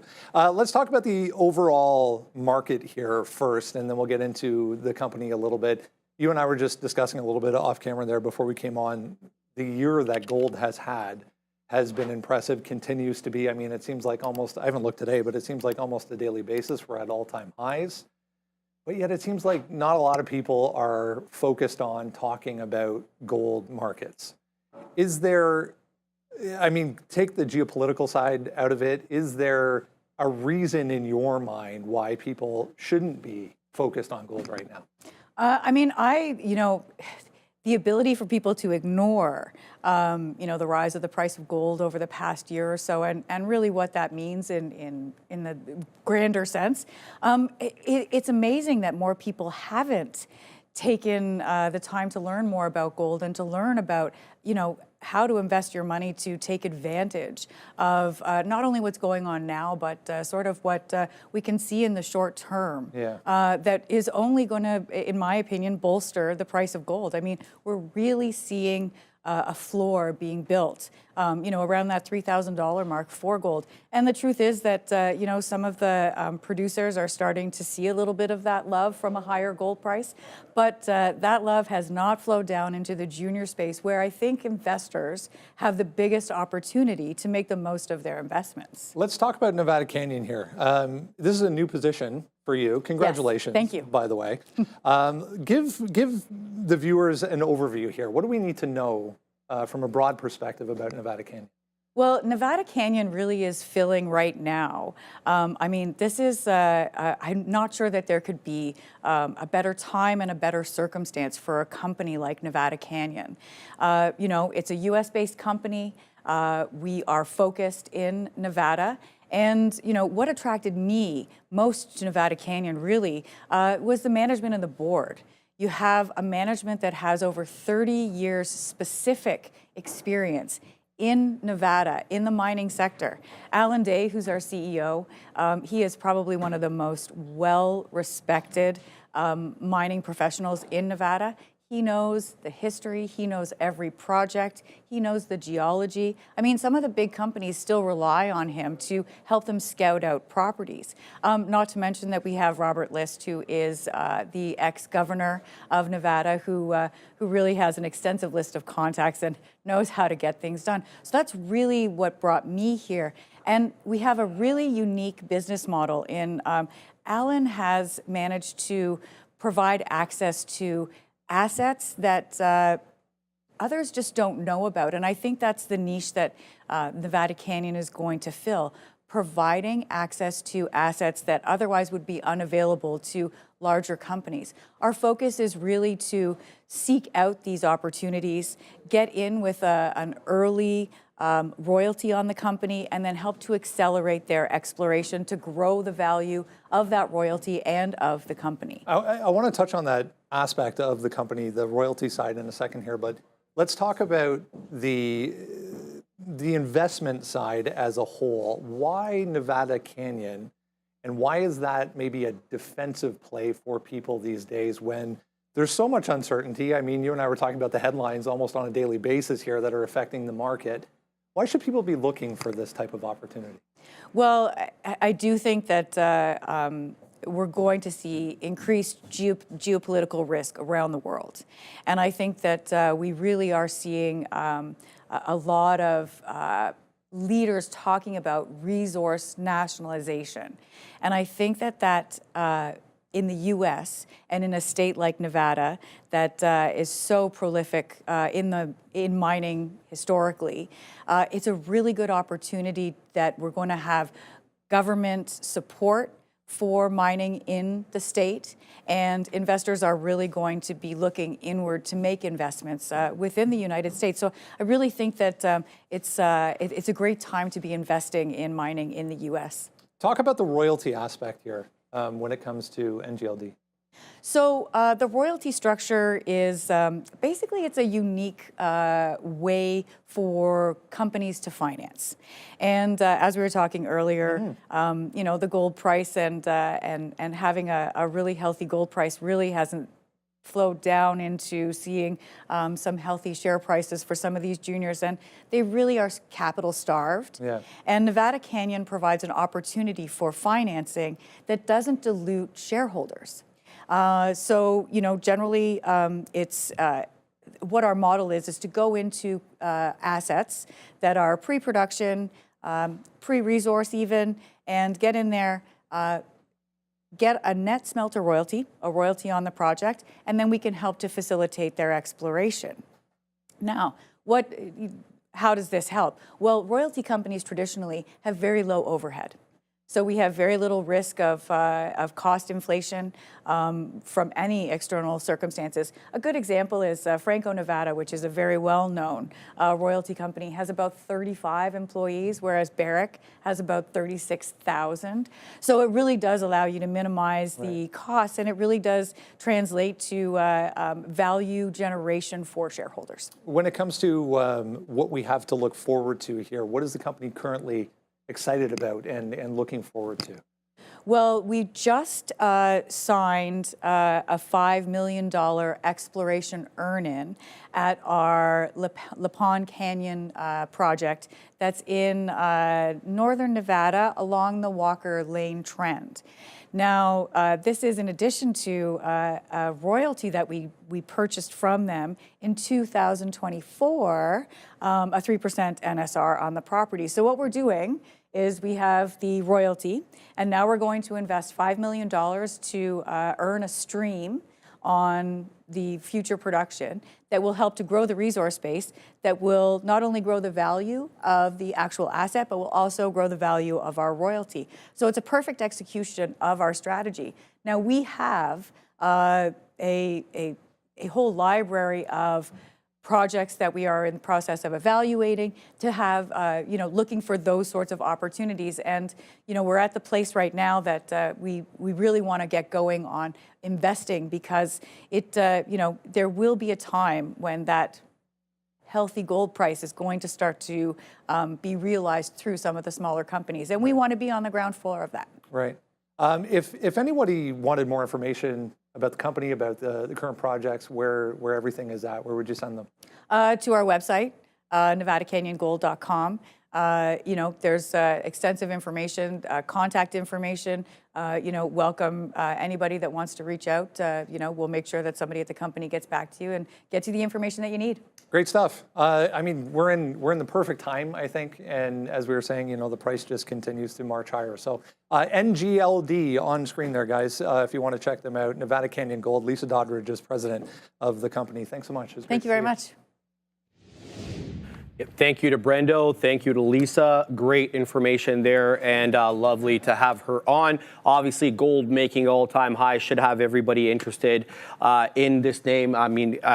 Peter Schiff probably is two-stepping right now to this interview, so we'll keep tabs on that. Gold, by the way, guys, just to give you an idea, today over $3,000 on the gold contract, about $3,022. Seems like every day we're making new highs. GameStop, we're taking profits here on GameStop as it blows through 40, blows through 50, and then we'll take it out in front of that 60 area as we discussed, because that 60 area I perceive to be intraday area resistance. So we got long at 30s. We're able to scalp up into that 60 penny area. I will rinse and repeat this trade. I will not short GameStop at 60.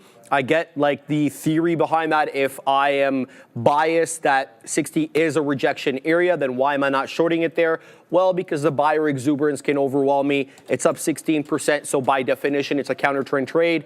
Also, does anybody know the history of GameStop and the short squeeze? So we'll keep tabs on that. If we dip down into the volume weighted average price, into 90, into 29, I will get back into GameStop. But for the moment, we're all done the trade there. As it, yes, true to form, rejects 60 again. Back into 40s we go here on GME. We'll see if we can get the break. Now, I want to mention something, that we've had perfunctory breaks of that 60 penny area. So a wick or two or three above 60 pennies doesn't excite me. We've had all the way up to 30s. We've had some even in the 70s and even at around 1050 into the 80s, none of which closed above 60 pennies. So just because you get the wicks into that 60 and above penny area doesn't mean that we're going to close above there. Trade this carefully at 29.60 for whatever reason intraday. That's what it's doing. What do you got, Joseph? Yeah, and a nice trade there on that second you, half there, man. That's it from 60. Yeah, he's right about that name. I had a thesis, and if I showed you my morning notes, I said just be wary, right? It's a really weird trader.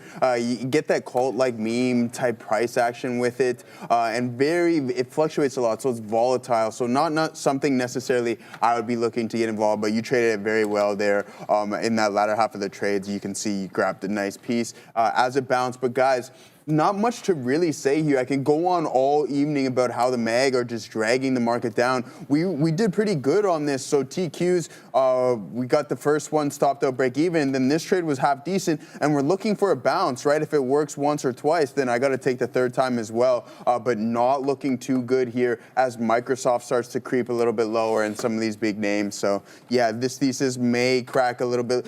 See, this is what I'm thinking. If we're going to turn around, it may take some time. But in between that, we're going to get those liquidity grabs to the downside and then just range bound. But again, here we go. We cracked the lows here on the TQs as Tesla is diving lower and some of these other names. So yeah, just not going to step in. It's 1 o'clock. I don't think even come 2 o'clock that we're going to get those buyers step in. It's just one of those feeling type days. And with the options chain coming into play, nothing says, hey, this is our bounds and this is where we're going to climb to after that. So going to be a little bit patient. Won't hold on to this too much longer, all right?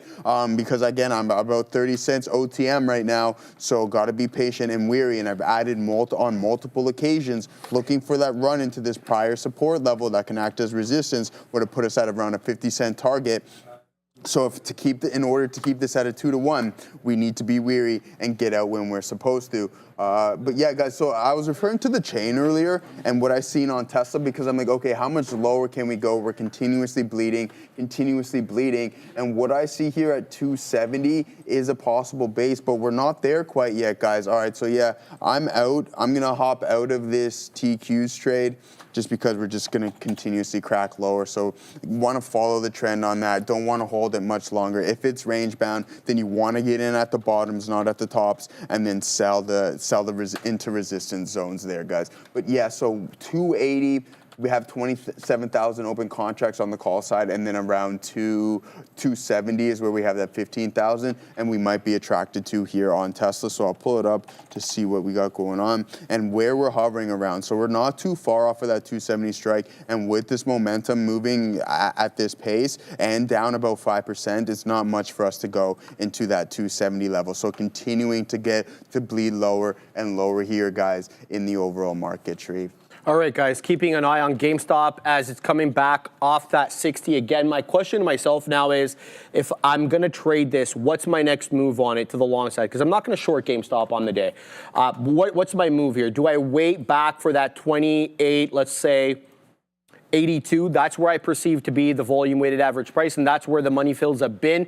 As you can see, we did, excuse me, breach VWAP at that 2015 area, but the closing print was able to quite aggressively and quite quickly reclaim that volume weighted average price, followed by a green candle that made a new high. So that's the pattern we're looking for there. You're not going to catch me trying to catch dips at VWAP on GameStop, but I'll be very alert to the fact that it's worked its way back down there, with the idea being that the VWAP ends up holding on a closing basis, and then the subsequent candle turns green and makes a new high, and then we'll get back in on GME. But now, as you can keep, seeing here, the highs, whether or not the seller is coming in at 60, and I submit to you guys, the seller is there at 60, incrementally lower highs. So how long can we keep doing the same trade and then before we're caught off guard? So we'll keep tabs on that, no question about it.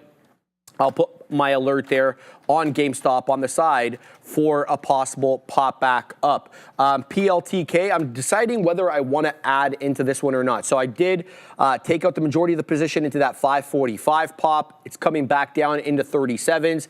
And my question to myself is, this one hasn't touched VWAP at all since that opening print at 930. It's been above VWAP the entire time. But there's no specific level you can say, yeah, that 535, that 534 is a level where the buyers keep buying.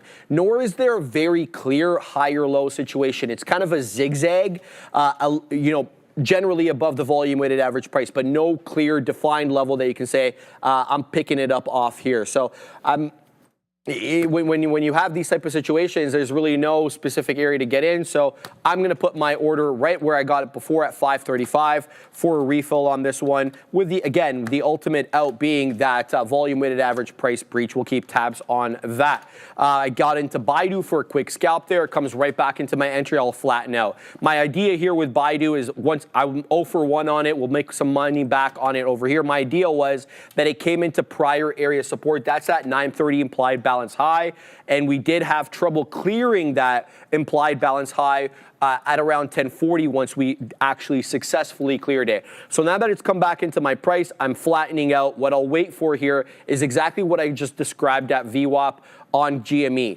The hold of the area, whether it ends up being a red candle or a green candle, but what's operative is going to be the subsequent candle. If it goes and makes a new high and closes green, we'll get long on Baidu. It's still bucking the trend. It's up almost 2%. When most of these ADRs are negative, and the overall market certainly is negative, with the NQ down 1.75 and the ES down 1, a little bit over 1. So there is relative strength in this one. It's just about catching it at the right time and making sure that your price is sound. So now that we're at the area that I like, that 9 1/5, that 97 1/5, that $97.20 area, that's the area that I like from the pre-market, and I'll keep my eye on this one if it does come back into that area. PLTK looks like it might fill me here awfully soon as it dips into 36s. I'm waiting at 35s. Again, not too much left in the way of shares on this one, so I am looking for the refill. Nothing else for me right now, guys. Keeping my eye on the overall market as well as some of these small cap gappers, none of which are trading in a way that is a glowing endorsement for any of these longs. I do see a couple over here that have just worked their way recently onto the scene. Allow me a second as my scanner resets. HOUR, I'm seeing with a good little pattern there. HOUR is a former runner. You can kind of see that. Multiple wick days that took it well above its average true range, and today it's having another good day. The only problem with Hour is it's $1, almost $2, and it's only done about 1 million shares on the day. To be fair to this one, though, the volume just started coming in at around 10 after the hour. So we've been trading with good volume for around 50 minutes now. The problem is not just the volume, but the spread as well. Now, that's the bad side. What's the good side here with Hour? Well, it's up 25%. That's obviously good, but there's more. The higher low situation here on every successive trough or low of every candle a little bit higher. So that's what you want to see when you're looking for trend. Higher lows, higher lows, higher lows. You don't always get necessarily higher highs on every pop, but what you should be looking out for is for higher lows. So I do like the look of HOUR at the moment. We're going to have to load this up on a trading screen to see exactly what the spread is like, but we'll throw on the ticker there for you guys super quick. And then what we'll do is load that bad boy up on said trading screen. Let's just load up that HOUR, which I believe is on the NASDAQ. It is. Okay. So it's a 4-penny spread currently. I haven't been watching it for that long to see exactly, how tight the spread is. So we'll keep an eye out on this one. But for now, we're going to pay a bill. All right, guys. Foremost, unlocking the nuclear renaissance with Foremost Clean Energy, leveraging one of the biggest mega trends on the planet, nuclear energy. Partnered with Denison Mines with properties strategically located in the Athabasca Basin, known as the Saudi Arabia of uranium. This undervalued company is poised to capitalize on the exploding nuclear market and offers unparalleled growth potential. The future is nuclear. Foremost is your entry. On the NASDAQ under FMST and on the CSE under FAT, or go to foremostcleanenergy.com for details, folks. There it is. Foremost Clean Energy. Did you want to finish up what you had there, or? No, go ahead. Okay, all right. So yeah, let's see what we got going on with NVDA. The thing is, though, it's like, this is a perfect example day, guys, of just trying to catch a falling knife, and it's not working. So here you go, no relative bounce. You get that turtle shell type price action. You crack through the lows, and you make that second leg to the downside. So that was on NVDA. But TQs is what we're really trying to find a balance. And I thought on this move right here, when we put in those nice volume candles that were isolated compared to its peers here, that I seen Gorev was in Apple, but it was moving really nice and traded about a point higher. But just from a percentage metric, it wasn't enough to drag the Qs up with it. Instead, it's just mirroring NVDA and some of these other names and trading in tandem with them, and we didn't get that bounce, but we got it before in previous attempts, and we were going to wait for that one more to see if we put in that potential bottom and we get that move to that level that we were specifically looking for, and that's that 65.20 level right at the volume weighted average price there, guys. But again, crack the low, and then we get out of the trade. And then see, this is why I personally don't like bag holding. I won't bag hold. I'll get out when I'm supposed to. And then imagine just holding this down all the way through here. It's just like you're taking a much larger loss than what you really anticipated. So I got to so I'm looking for some relative strength here, guys. And with that being said, I pull up the consumer staples XLP, and again, it's trading strong, but I think it's being led by not even Costco. I don't even know what's dragging this thing high because I looked at Walmart as well too, and it's low. So why is XLP trading significantly better? A nice look here, so a nice steady strong trend. So if you're looking for those longs, you got to see those top performing sectors, and that's going to be XLP, energy, and utilities. And even so, we don't even look at utilities that often. So energy may be in play. We took a look at XLE earlier in the day. We'll pull it up one more time here to see what we got going on. But the consumer staples and XLP seems to be that play that you wanted to get involved with earlier in the session. So nice sector rotation, some cash flows coming out of tech and heading into XLP here, Sharif. Back into GameStop at 45s for, let's see if we get that break of 60s this time. The reason I'm more ambitious about a 60 break this time, and I'm going to give it to 30s because I've only got one beak wetter left here and I'm profitable on it, so it's okay. The reason I'm more ambitious about the 60 break on this occasion is because the retracement was much more shallow than had been the case prior when we got to 29.60 and then retraced. Most of the retracements, when we did get into that 60 penny level, did work their way back either into the whole dollar level at 29 or even deeper into the volume weighted average price, typically around that $3/4 dollar, so 28.75. This time, we'd reject 60, come back down, hold the 10 exponential at the third of a dollar, and then move back up. And here we are with the beak there at 57s. Let's see if we can get a break above 60. Last time, I shouldn't say it that way. We did get a break above 60 on this candle over here. We did. And that was fine. And I told you guys that that would happen. But it happened before, and before, and before that, and before that as well. So the point is, what we're looking for here is a closing print above 60. So that's what I'm looking for there. I'm going to pack my patience to see if we can get anything near the high of day, 29.80. I am more encouraged by the shallower retracement this time around. And seeing that I only have one beak wetter left, I am more than comfortable giving this 15 pennies against me. I will give it to 29.29. Which is basically 29.30, and then we'll go just like that. So we'll throw that order there to be able to kind of lock in the losses there. PLTK is the other one that we've got on. I still didn't get to fill at 35, sadly, despite the fact that it did work down into 35s. Nothing doing there. It looks like the buyers are buying this one up at 36s now. So that is yet another higher low. I wasn't able to discern much of a trend on this one, but now you can kind of see the higher low situation working. So if we do dip down, again, bless you, Neil, then I'll look for the higher low this time. So I'll be waiting at 37s or 38s on the retracement down. HOUR. Continuing to trade above the volume weighted average price, but the issue with this one has been a lack of liquidity or lack of volume. It's only done 1.1 million shares on a $2 name, not a glowing endorsement for a long, certainly. So I'll continue to watch this one as the chart pattern is sound, but everything else kind of not really. Range per candle, very wide. Volume, low. Lacking a catalyst as well. So there's many drawbacks right now with HOUR, despite the fact that it's up 22%. I mentioned ZYBT, I think, multiple times.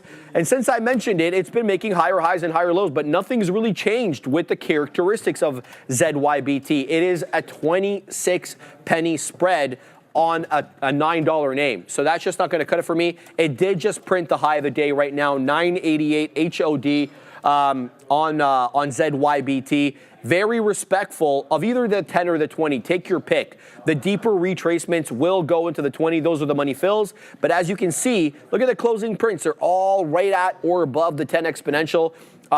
This is where it was retracing into the 20, and then on the way up, it has been very respectful of the 10. So if that's your move, if you're going to get into ZYBT, and I'm not suggesting that you do, perhaps your stop could be placed either below the 10 or below the 20, so you can manage your risk effectively. We'll see what this one does, but it's just not for me given that it has lacked a little bit of liquidity. I'm just looking at the scanner above on my top screen. AQB was one that I had on the watch list there, or not the watch list, that is, on the side charts. And the reason I took it off is because, well, it lost the bid. It lost volume weighted average price. It did everything in the way that you typically don't want to see a small cap gapper trade. You know what? I mean, this is really bad. And I'll tell you why this is really bad on AQB and very bamboozling. Because this one had an aftermarket high. Now, you guys have heard me talk about aftermarket highs and how I basically look at them as the same thing as a pre-market high, okay? There's no halt parameters in the aftermarket. There's no volatility halt parameters in the pre-market. So when we have this kind of aggressive move on the previous day into the aftermarket, I won't trade this, small cap gapper that is, until it takes the aftermarket high of the previous day. Well, AQB did just that. It, right around 10.25, not even in the pre-market, it ended up taking out the aftermarket high at $1.25 from yesterday, going to 128, and then look what it did. It absolutely flushed. So this one has shown you that its characteristic is bamboozlement. All right. Now, whether or not, you know, these stocks actually have characteristics, or, you know, the people behind the trade are the ones with the characteristics, that's really not the point of the conversation. The point of the conversation is to tell you that this one cannot be trusted in the same way like the others. So AQB, despite the fact that it's above $1 and back above that volume weighted average price, I won't be trading it until and if it can take out that 128. And if I do, given what it did with the aftermarket high yesterday, I will trade it quite carefully and with the requisite size. So we'll keep an eye on that AQB. It's earned its way back into the side charts now that it's reclaimed VWAP and that dollar, but still not really a glowing endorsement for the trade. As I see it, looks like, what's it called? GameStop not taking out that 60 penny area again. I'm absolutely fine with leaving my stop exactly where it is. We only have one B quarter left, and I want to be able to participate in that 60 break should we get it. Again, on a closing basis, so I will be lofty in my expectations, because if we close above 60, chances are we hang out above there, because we haven't been able to close above 60 all day. I'm talking about 29.60, the level 29.60 on GME. That's what I'm looking at there. We'll keep tabs on that. Nothing yet on in terms of the ad on PLTK. We're still only with one more beak wetter there, and we'll see if we can get the ad there. Oh, I did get stopped at a GME, sadly. I didn't even notice that. So it does dip into that 20 exponential and stops me out, then bounces right back in again. But funny enough, it's right back at my entry price. So I'm thinking of whether to go long again over here on GME, especially given that it just did a very, very aggressive doji candle where the majority of the candle is a lower wick, but the closing print very thin and very much toward the high of the candle. So I'm thinking, yeah, I'm just going to stay clear for a second here. Let's watch how this one trades at 60 again. And then I'll make a decision. I don't have to be quick to jump into GME at the moment, Joseph. Yeah, I mean, guys, let's just talk about taking the stairs up and then just hopping out the window here. Essentially, just never mind the elevator. But you can see just multiple days here in Amazon gone in a matter of 5, 10, 15, 20, 25, 30 minutes. So 2 days of gains gone in 30 minutes. It's slightly comical, but it is what it is, guys, and you have to accept it. Maybe we get another little bounce here, but not looking too good as we slowly curl over, and then the bottom is just, the floor just gave out and gave back all the way where we started here at the beginning of the week, guys. So yeah, really, really tough look there on Amazon. I'm posted up on iBit to see if we can catch a fill at the bottom of the range. I don't know if we're going to, nor do I know if it's going to be a good possible buy, considering we know that the overall trend here in this market is to the downside. But yeah, we're gonna set it off to Adara, guys. Keep an eye here on the market. Feds Muslim speaking right now. He did say that growth appears to have slowed, and surveys are pointing to some caution here amongst both businesses and consumers. But he did say that there are some risks that inflation will stall above 2% or actually move higher. Apparently, those risks have increased recently. He also said that if we continue to see a strong labor market and the second round of tariffs effects actually show an impact in the market, at that point, the Fed might need to be keeping rates higher for longer or consider raising them. So really, it does not seem like there's going to be a hike on watch here, or there doesn't feel like there's going to be a cut on watch here for Fed's Muslim as of right now. He said there's even some potential of a hike or keeping rates as they are. Back to you. For that, Adair, very much appreciated. Yeah, so I just, excuse me, I just posted up here at 49.20s to catch the bottom end of the range. This is just another fill. I'll get rid of this, but let's see if we catch that order right there, and then we'll have that as our potential out for the downside. But again, maybe start to selling the top of the range as opposed to looking for that recovery. But I mean, we're only down about 1.8% compared to some of these other names that's holding up relatively well here in IBIT. So Joseph, so Pug Life says, if Tesla closes below 270 on my next candle, I'm getting back in puts for the rest of the day. I like that play. It seems to be the narrative of the session. But here, guys, I wanted to find what was strong in the staple sector and look at KO, just straight parabolic here.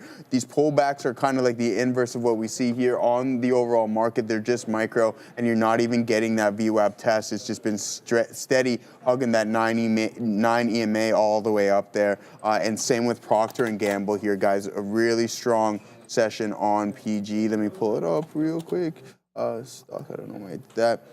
Okay, so yeah, same. It's just mimicking. It's almost identical to what Coca-Cola's got going on. So if you want to find those strong sectors, you want to look for those names within it. There you go. All I did was just type in on one of my platforms, XLP, and then you just go for the top holdings, and then you analyze through all those holdings to see what is performing best. And with that is Procter & Gamble and Coca-Cola. I've been starting to pump here, guys. Didn't catch that fill at the bottom of the range. A nice little bounce here. We're going to be a little bit more patient. We still are range bound, and I think that we can catch that at 49.20s, and when we do, we'll be prepared to sell at the top of the range here, Sharif, and maybe even get that push to the volume weighted average price. Sounds good. There, just got back into GameStop for the ad and the break above 50. Let's see if we can get something a little bit at that 10 exponential. I don't mind setting up at the 10 and the 20 where it's been quite respectful. Now, I know how this dance works. You know, how many times we can rinse and repeat at the same level before the level breaks. So what I'm looking at right now are 29.36 for the 10 exponential and 29.28 for the 20. Every single candle subsequent to 12.25 has defended those levels. Let's see what Adair has for us right now. We have tariffs on watch here. As we heard earlier, we did have a report that Donald Trump would be announcing some auto tariffs as early as today. Now, Caroline Leavitt, his press secretary, just said in addition to Trump's event at 3 p.m. for Women's History Month, he's going to be holding a press conference at 4 p.m. Eastern. She explicitly said that he will be announcing tariffs on the auto industry at this event. So keep an eye on this. We're going to have to wait and find out what happens. He did say this is going to be, she said this is going to be an auto tariff related announcement on watch. So keep an eye on the auto industry and the market at 4 p.m. And also keep an eye here on Worksport, because we're here to introduce a new discovery on the NASDAQ. Worksport, ticker WKSP. Worksport is a U.S.-based manufacturer, and they're actually rapidly expanding with growing revenues, government contracts, and innovative green energy products designed to power your life off the grid. Whether you're on the move or seeking some sustainable energy solutions, Worksport, they've got you covered. So they're now trading on the NASDAQ under ticker WKSP. So discover the future of clean energy with Worksport. Back to you. Thank you for that, Adair. I'm working my way into AQB. This is a riskier trade, though. And I explained why. It's a bamboozler, but it's putting in these higher lows. And I perceive the consolidation area to be quite advantageous for my entry. So if we lose 95 pennies, then I'm risking 7 pennies on this one to possibly make about 25. So I'm going to give this one a try. We're going to give this one about to 105s, and we'll layer orders on this one. I don't mind adding into this either if it warrants adding. So I'm going to keep my eye on this one. I did get my ads into GameStop, as I see over here. Where is it at? There we go. So we got the ad into GameStop at 40. I'm waiting for that 30 dip. Now we've got a cost basis of 44, showing 42s on the ask over here, but that's not really why I'm into this. I'm into this to build a position for the break of 60. So we'll see exactly what we get. We are getting kind of that rounding effect, much like what we got earlier at around, let's say, that 1050 to 11:45. So a bit of an hour of rounding on GameStop. That sent us back to VWAP before we bounced again. So I'm cognizant of that. I don't want to be in there for the rounding effect if we basically trend down for VWAP, because I won't be dollar cost averaging into the volume weighted average price, which is currently at 28.85, 84, something like that. Previously, by the way, you can see it on this candle over here, we did breach VWAP, although we got bought up quite aggressively. So let's see what we get on GameStop over here. I'm going to give it about the $0.25. Otherwise, I'm gone. What's up, Adair? We have some more tariff-related news, Sharif. So again, just a reminder, Caroline Leavitt, the press secretary of the White House, did indicate that Donald Trump's going to be having a press conference at 4 p.m. where he is expected, according to her, to announce some auto tariffs. Now we have a report coming from the Financial Times saying that top EU officials are expecting Trump tariffs of roughly 20%. So high tariffs expected here from some officials in the EU, as reported by the Financial Times. Let's go back to those Bash Brothers. What do you got, Joe? Yeah, thank you for that, Adara. Yeah, we're cracking lower here, guys, in the market. So I shorted some TQQs looking for that continuation, but it's right at the bottom end of the trend. So we're not going to give this too much space as we start to pull back, but just time to start following. Let's see if this support level holds here in IBIT and we get that range-bound type price action. But again, NVDA crawling lower. Apple just absolutely bleeding here, guys. So taking a big bite out of that one here. Let's pull up AAPL. So yeah, okay, so getting closer, so about 0.75% there, and continuously bleeding here is AAPL, guys, so dragging a lot of the market. And then there goes NVDA on an additional leg lower. So looking to just participate on that front. Did we look at the options chain for AAPL yet, guys? And the thing is, one thing to note, I'll give it to the top of this range here on the TQs, because we are extremely extended from VWAP. But again, if we're just going to continue to bleed, then you want to participate on that front. But slightly extended, maybe slight of a chase, but that's okay. We'll be patient and wait and see if the market continues to bleed. AAPL. Oops, I hate it when it does that. We'll pull up the options chain to see where the possible floor might be in on this thing. Because it's really, really tanking. Oh yeah, and we mentioned, so 220 is that next level. So we'll keep an eye out on that. So 220, and then that next level high of OI is around 215, and then 210. So a lot of a lot of room to move to the downside here, guys, throughout the week. So again, we're getting a nice little pop here. Could have been just a liquidity grab as we started to participate. But again, the NVDA 110. Apple 220, and then 216 would be those next strikes to look out for near the end of the week. And the market and the SPY continuously bleeding here, Sharif. So got to be patient and wait for those shorts to continue the downward momentum. Got stopped out of GameStop on the break of the $0.25. So we'll take our first L on GameStop, but I'm definitely keeping an eye on this one for the volume weighted average price retracement. I won't be jumping in at 29s on the whole dollar. I didn't perceive that there would be a good amount of support at that $29 area previously. Where I do see support is at VWAP. So despite the fact that this one does look like a range trade now and has for the better part of the day, especially since we can't break through that 60 penny level on any closing basis, it is a range trade, so keep trading it as one until it can.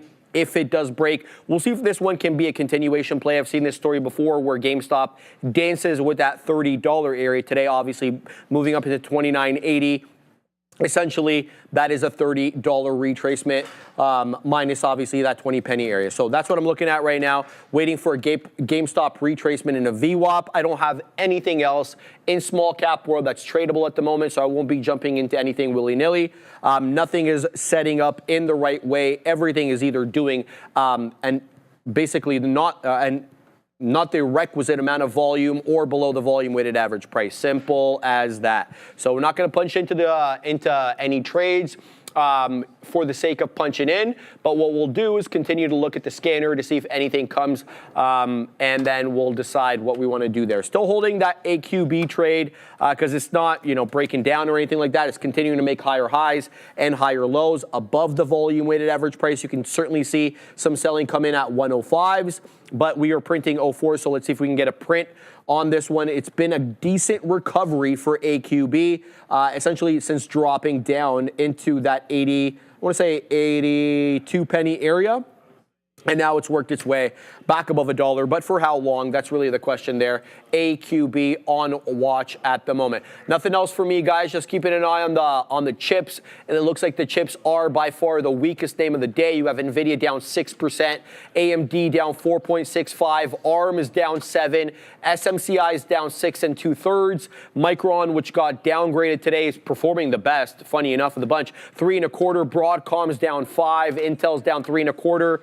A lot of weakness right now in the chips, with really the worst performing one being SMCI and ARM. Should let you know that looks like Qualcomm and ARM are engaged in a bit of a litigation issue there. Qualcomm accusing ARM of unlawfully pulling its licenses and royalties. Not royalties, licenses and something else from Qualcomm, which had a deal with ARM. Definitely Qualcomm performing much better than ARM on the day. It's down 1 2/3, whereas ARM is down over 7%. Adara, tell us more. Part of the show is brought to you by ProfitX. In sports playing, flexibility is everything. At ProfitX, you can see the order book just like a financial exchange. Pick your spot and customize the odds to fit your risk. Why settle for a single offered price when you can set your own? Plus, our mobile interface makes it easy to play on the go. ProfitX, where you call the shots anytime, anywhere. Users can use code TraderTV to get our sign-up offer of 2% cash back up to $300. And before we send you back to the Bash Brothers, funny, Sharif, you were just talking about semiconductors. I have a nukes catalyst here on NVIDIA. The information reporting that NVIDIA is apparently nearing a deal to buy a GPU reseller for several $100 million. So NVIDIA reportedly near a multi-$100 million deal to buy a GPU reseller, as reported by the information. Back to the Bash Brothers. Yeah, I mean, the acquirer usually sells off a little bit here. Yeah, you can see that displayed in the price action there, guys. So if you're looking for those strong names, you got to go into the staples. And with that being said, it's Procter & Gamble and Coca-Cola. But here we are in the TQs. I wouldn't be surprised if we eventually turn around. Look how extended we are from VWAP, guys. So a bounce may be imminent there. But we're still in some IBIT. We added to this position here. Oops. We added to this position to see if we can start climbing. Try to look at it as a different class, but it does mirror the Qs quite often. But if we can get the top of this range, I'll just continuously add through, and then I'll get all out there at that, right at the resistance zone here, which would lead us right to VWAP. And that's kind of what we want to aim for as the market is starting to pull back in. I'm going to just hop out of that. I think that was a chase. Shouldn't have grabbed it all the way down there, especially being so extended. But what we will do is we'll continuously add here into IBIT, looking for the top of this range, 49.40, and then the break of VWAP. So a small bounce here in NVDA and Apple as well off the lows. Are you still in it, Katina Man? Okay, so he's long 113.26. He was in it earlier as well, around 115, and then got that bounce. All right, well, he got in more at 113.25, and it's now starting to climb. But pardon me? 14.45? 114? 113.45. So there you go, 20 cents in the money, hoping for that bounce. If the market starts to recover, then I think NVDA will join, but it is really, really weak here, Shree. Back into GameStop at the volume weighted average price, taking it about for 15 pennies now, back in at 94s. Here we go, 15s or so. I'll be taking it out at the third of $1, so we'll set up at around 25s, give or take $0.25, excuse me. We'll see if it can pop back into there. It's been a rinse and repeat trade on GameStop at VWAP. Ask me why, I don't know, nor do I care. AQB, we took this one through the break of $1, got the prints all the way up into 9s. Now I'm setting up at 12s. AQB is a bamboozler. Don't stick into this one for a long time. I'll show you exactly why, because this one has a way of luring you in when you think that it's the perfect setup. Case in point, aftermarket break, and then setting you up all the way down for, I mean, I don't know what percentage of loss that is from the top to the bottom there. That's a 33% drop in about 10 minutes or so on AQB. So I don't know, I personally would use trailing stops on this if you're going to use any significant size. and then keep your eye out on key areas of resistance, because it looks as if when you get into those areas of resistance, that's where the shorts are looking to get in and to take profits there, or to get in short again, excuse me, at that level. So that's what I'm looking at right now. AQB, we're taking some prints to the high side, likewise with GameStop, waiting for that $0.25 print, a bounce off VWAP in the mid 90s, popping back up above the whole dollar, but certainly way, way, way off those highs that we were at 29.60. Let's see if we can get back up into that level. I'm still holding, as I mentioned, PLTK. Finally, we got the ad there at 35, so now we have a bit more. So let's set up now for a pop back into maybe 40s or whatever. This is more of a range trade than anything, to be honest. I'm still interested in adding at that 530 area because that is VWAP. So I want to see if there are any resting orders for retracement into VWAP that could help pop this one back up if it does come into that area. Back to GameStop, as I see it's working its way back into 19s. We're waiting at 25s here on GME, which is kind of like the line of best fit between this double top. I don't know. I mean, you think that there's a double top here at 29.60, then you look previously into the into pre-market, excuse me, and you see that that was a level also in the pre-market. So I'm less inclined to want to feel that this is a double top, despite the fact that it definitely does look like one, at least from a superficial perspective. So that's my look right now. PLTK, AQB, and GME, Joe. Yeah, so just going over some daily prints, guys, makes a little bit more sense here. You can see that we gapped up on a couple of days ago, I believe Friday it was, and then now just filling that partial gap on the daily. So yeah, that can justify a lot. I wouldn't be surprised if this gap gets fully filled and then we climb a little bit lower, because this is a really, really weak day. We've now engulfed the previous two sessions and getting really, really close to that recovery from Friday. So yeah, I think that's the game plan. I think maybe from the market makers that they want to continue this a little bit lower, and then maybe you get some support around 480. I'll take a look at the chain one more time just to see what's going on and what the week is telling us, because I think that's really important. And if 480 is in the works on the cues, then just got to go with the flow at this point. Let's see. So we talked about 490 being a key level as well. So that's the reason why we didn't climb too much higher in the day. 3,000 open contracts compared to what else we had going on the 0 DTEs. But I'm going to pull up the 2-day to see, because that'll give us a little bit better of a picture. So 485. A lot of open contracts, 8.6K, but then again, you get to that whole dollar. 480 is where 5,062 contracts are currently open. So there you go. That can give you a potential range here for the week in the overall market there, guys. But yeah, here we go in IBIT, still holding on to this. We're not getting that bounce. Procter & Gamble still holding up relatively strong. NVDA put in a slight new low around 113.46, and then now took another bounce higher. You just like from these price action prints, it's just not saying, hey, we're ready to turn around. But there is a lot of indecision right here, and if the volume slowly starts to stair step higher, I think we can climb to that point. But again, 110 on the options chain, awfully heavy, and that's what we might be attracted to here in NVDA. But yeah, that's it for me right now. Going to be a little bit more patient on these entries, looking for the top of the range, 49.40. Let's see if we get that, Sharif. ZYBT was one that I really had eyes on. I was waiting for a retracement into VWAP. I put an alert on there, and you didn't get one. And the reason I didn't want to chase this I wasn't going to chase it at all, is because it's awfully spready and awfully light on volume. And here's the deal. VWAP came in, it held like a glove right at that 850 area, and look what we just did. We made a $10 high on a $10 name. I mean, or a 962 name, which is quite a good move, especially for the time that elapsed between that VWAP retracement and that $10 touch.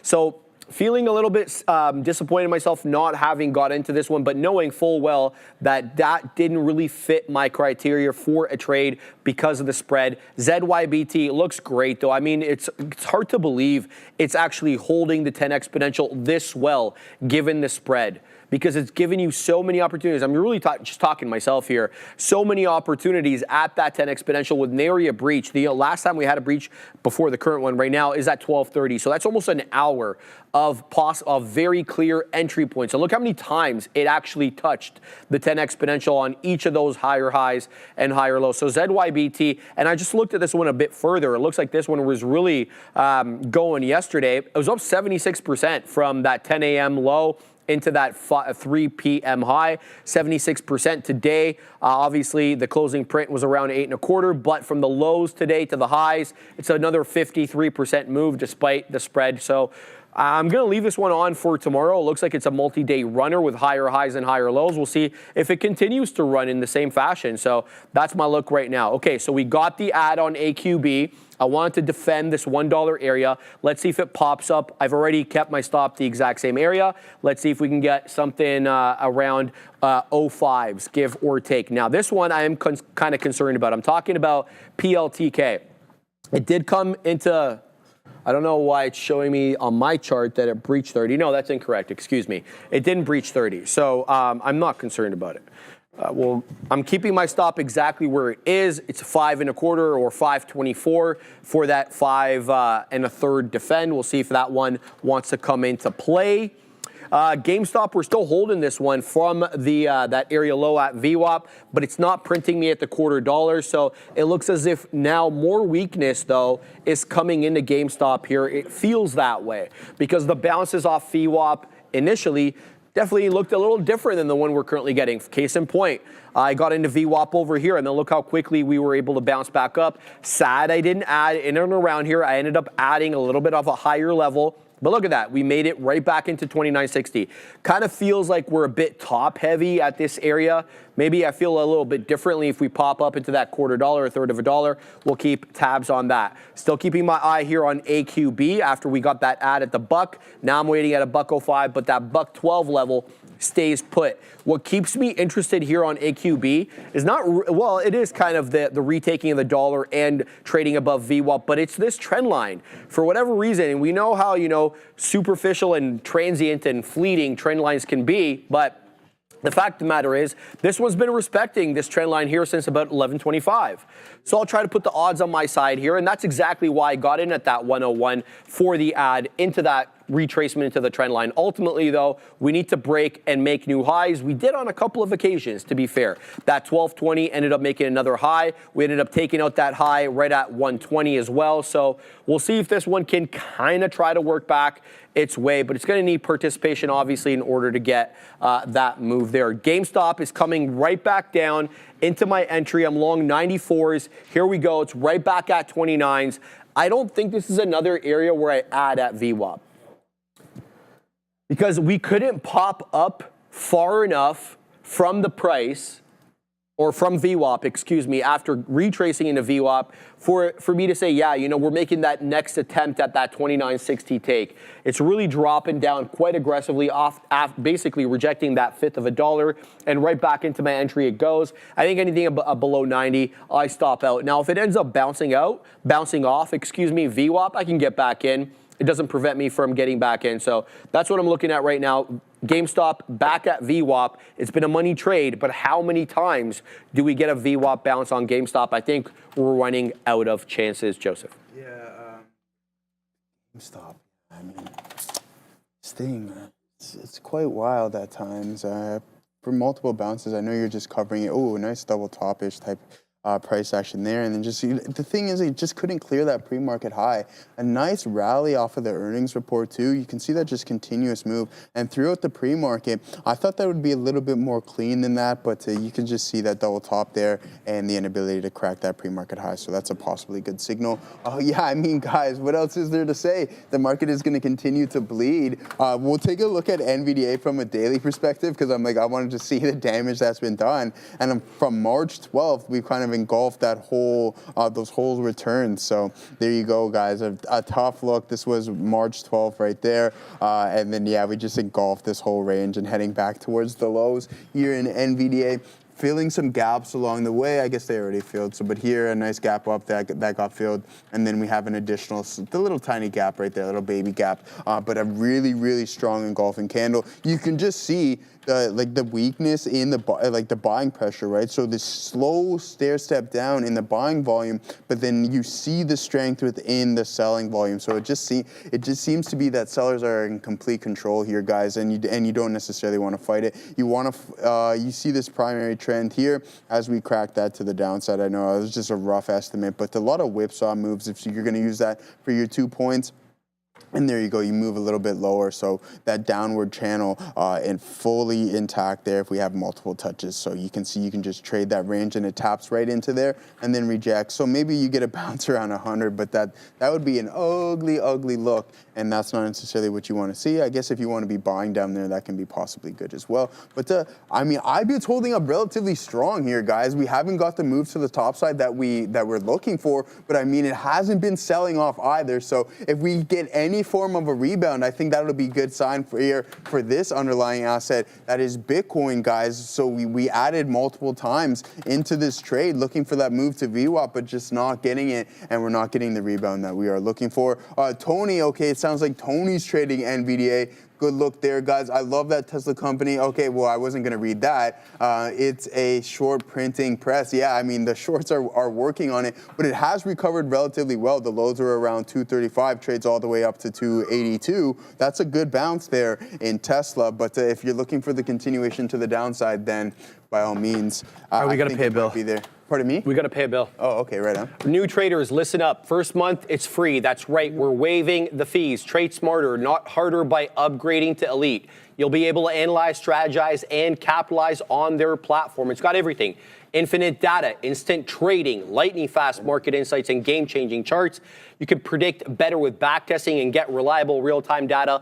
Global markets literally at your fingertips, all in one platform. Don't miss out. Execute your best trades now. Ready to elevate your trading? Scan that QR code on the bottom right of your screen or click the link in the description. Adara, what's up? What's up here, Shreve, is I want to just give you guys a recap of what we're going to expect, or I guess a look forward at what to expect this afternoon. We just had this press conference here with White House Press Secretary Caroline Leavitt. During this, she announced that Donald Trump is going to be having his own press conference at 4 p.m. During this press conference, Donald Trump is expected to announce auto tariffs. And she basically confirmed this here. Caroline Leavitt said that Trump will be talking auto tariffs at 4 p.m. Futures basically at day's lows. In terms of other things to keep an eye on, Fed's Muslim was talking around 110. He's still making some comments saying that if expectations start to shift higher, the Fed might have to lean more towards this inflation mandate. So a lot of these Fed's Muslim comments have been very hawkish coming through. They're still coming through, so keep an eye out on those.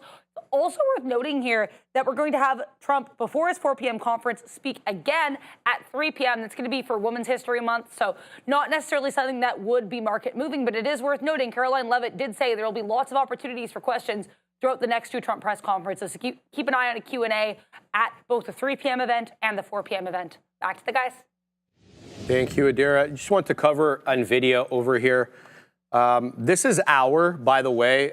Big breakout there on Hour, but really lightly traded on volume. But the volume is picking up here, so I'll have to digress away from NVIDIA for a second. We're just going to load up the chart on Hour because it does look like it is breaking out currently. Yeah, that's a fantastic look. And the volume is coming in, and the spread is tightening up here on HOUR. It looks like it was a $2 break. $2 was a bit of a tougher level to take on HOUR, at least initially, but it looks like that level has cleared. My question to Hour is, does it come back in and test that $2 or anywhere around $2 for a previous area resistance, now support test? So we'll see if we can get something possibly at 205s here on HOUR.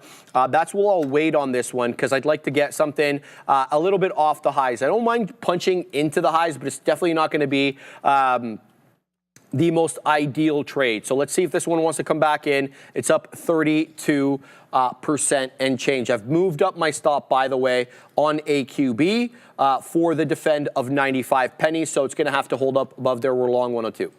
But here's what I want to talk about. I want to talk about NVIDIA because NVIDIA is awfully weak on the day. And there's a reason for that. If I can just find my notes here. Give me a second. No, I don't know where they are. I can just open them up again. That's fine. March 26th. Here we go. So NVIDIA is very weak on the day. It's down 6.5%. And that's not by accident. It's not just market weakness that's bringing down NVIDIA. NVIDIA revenue right out of China currently used to be 20%. Now it's more akin to about 17 to 15%. And the problem is that the Chinese government's looking at fighting the U.S. government in different ways. It's not going to be a tit-for-tat exchange for tariffs. So we've already seen that. They're a little bit more clever in how they're trying to respond to the United States. Case in point, They're trying to dissuade Chinese companies from picking up the NVIDIA-specific chip that NVIDIA made for China. It goes by the name the H20. So they've had to make certain adjustments for that. Now, if you listen to the Lex Friedman podcast, you know about the differences between the H100 and the H20. We're not going to go into that right now. But the point is, it uses more power, which is fine. I mean, than what the energy efficiency rules typically allow, especially if you're trying to achieve like a new or nascent result, which is what AI is. But that has been used right now by the Chinese government to kind of dissuade their companies from buying these H20s. So NVIDIA possibly could face up to a 15 to 17% headwind here for China. I mean, they already dropped from 20%. It looks like here, ChatGPT saying as of early 2025, it's 13 to 17%. So you've already got a 7% hit from the second largest economy in the world. And one of the ones that's really now coming up with more AI innovation. I mean, we've all heard American exceptionalism. Is it over? This, that, and the other. I don't happen to feel that way. But, hour is breaking down. I have to interrupt myself here for a second. Let's see if we can pick it up off VWAP. I do like this area over here. It's not letting me in because of the spread. Yep, here it is. Now, anything below 186 and we're out. So we'll have to give this one a little bit of room on that one, and then we'll set up some profit takers on our a little bit above 2. We'll see if it can bounce, though. Big retracement on HOUR. But to go back to what I was saying on this one, now you have like a legitimate headwind, not a potential headwind that is economically based. Do the hyperscalers continue to buy? Does Alibaba, spend the same amount that Meta is spending? Does Baidu buy the same amount that Amazon's buying? Well, the answer to that is no. I mean, Alibaba made that very clear. They're only earmarking about $10 or $15 billion for all of 2025 relative to what Meta, 60 to 65. I think Amazon was 80 something or something like that. Microsoft was 80 something, I believe. The point is, we could have a real headwind here for NVIDIA if this current state of affairs between the United States and China continues in the same path. Because I submit to you guys, the Chinese are going to respond a little bit differently. They've kind of put, some of these American companies on the blacklist. I mean, the Americans responded with a very similar list, like a banned list or something like that. So I'll have to see how this all works out. But NVIDIA taking a hit, 6 1/3. I get it's a volatile name, but that's not typical for NVIDIA unless there was a real big headline. And this could be one of those. So the H20 and its sales, which is made specifically for China, in question now, Joseph. Yeah, so there we go, guys. IBIT, we're getting that nice little pop. We're going to continue with the ad here and aim for the top of that range there, guys. So we'll see. We're getting a pop in Tesla as well, too. And I seen that Pro Trade Trader said, yeah, don't fall for it. I agree. One thing that I will note here is that on the lower time frames, we're not getting that volume really stepping in. So you can see that those pops just get faded right back into the zone here. So again, which 49.45 is going to be that target. Yeah, exactly. It's the trap. It's a trap. Yeah, exactly. I mean, I don't know if it is where we are quite oversold. If we were to look at the RSI from a daily standpoint, I'm pretty sure that it's quite oversold. So I mean, we can continue at these levels. I don't see anything that signals like, hey, we're going to turn around. And there's been no curling action. There's no rounded bottoms or anything along those lines from a technical standpoint that says, hey, we're ready to continue this or to turn around. Sorry. And to add to Sharif's point, 5.5% doesn't usually happen. You can see that we engulf this whole range here and continuing to move lower, not looking too good on that front. But we'll be patient here, sitting in this trade still. I was looking at the TQs to think about one more attempt, but I'm like, no, not today. Especially we were looking at those open interest levels, and they're just too powerful and too strong right now to not abide by them. But yeah, let's see what you guys are up to. And I'm curious, put it in the chat, just a yes or no answer. Do you think that this pop is done? Is that the only retracement that we're going to get, roughly 5% in the market? It's either going to be yes or no, and if you believe that we are going to continue to move lower and lower. Stevenson, I do great on puts today, did great on puts today, been writing QQs and SPY since this morning, just got stopped out of my last 2 contracts. Nice work there, my friend. The puts definitely coming in favor. Tesla is breaking the downtrend. Very solid point there, Eduardo. Have you punched short yet on Qs or SPY today? I have not. So I'm sticking to this long, see if we can get this bounce in IBIT. It's worked a couple times for us, so we want to just stick with those names that are working. And you can see that we've been consolidating for an extended period of time here, guys. So maybe considering that the overall market has been selling, that we get this pop if and when the market is ready to put in somewhat of a pullback here, guys. All right, so let me know, what else are you guys looking at? Yes, no, we're getting a lot of yes and no's to see what everybody's thinking about.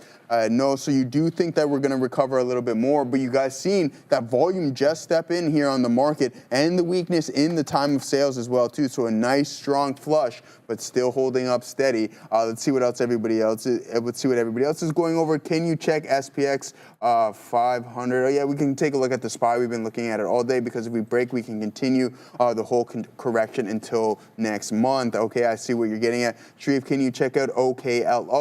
It's a rounded bottom and it's moving up for sure. We will take a look at OKLO. OKLO.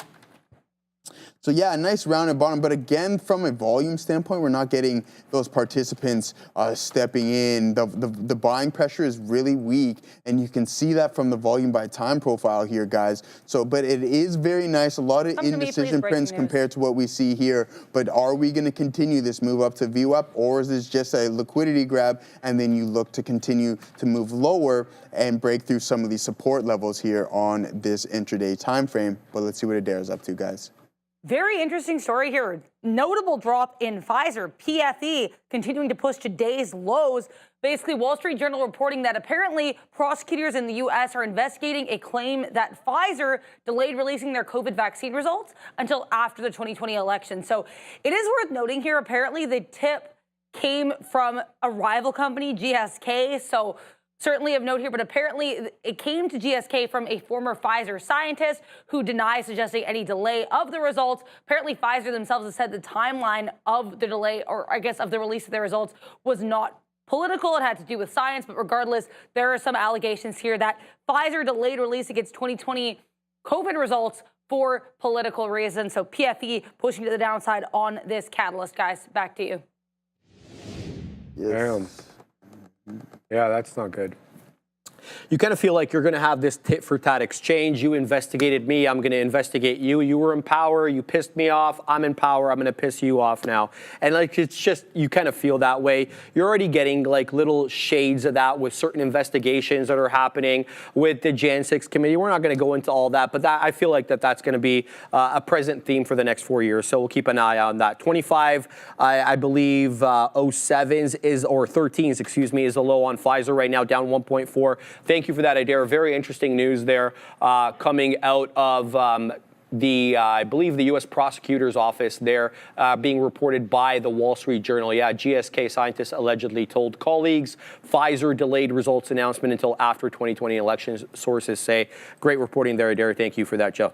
Yeah, a nice bounce there on PFE. So the volume really stepping in there, guys, if we pull it up, and a nice hammer candle print on this name. So let's see how this plays out, and if this level holds, we can draw ourselves a range here, guys, to see what we have to work with and what we are going to risk, and then what we can also potentially add in. So it's about a 15-cent risk there if you are going to play the longs on the break of the high of this candle, and then you can just get out at the lows. But again, you don't want to necessarily fight this downward momentum. It doesn't seem that we want to recover, so you just want to follow that trend there, guys. So we'll be patient on that PFE, wait for that 5-minute candle to print, and then you can assess and make a thesis. You can base a thesis off that. Here we go, still sitting in this IBIT, giving back a lot of what we just gained here, but still holding up, and this is what we want to see. I do believe, considering how weak the time of sales is here, guys, that we may break the lows, and if that's the case, then we just have to get out of the trade. 49.23 is our average,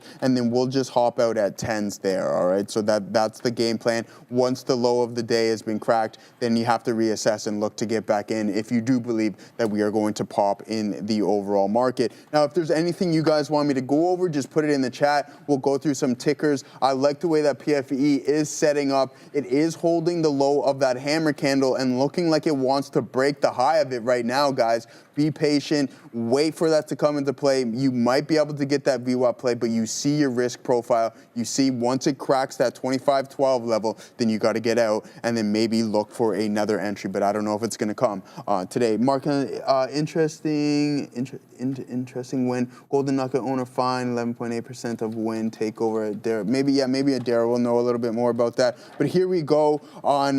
See what Mark Sushi said. CBC PPTI back above VWAP, one more run. Yeah, let's take a look at that one. PTPI. Yeah, I mean, holding up strong here. That's a good look here, guys, on PTPI.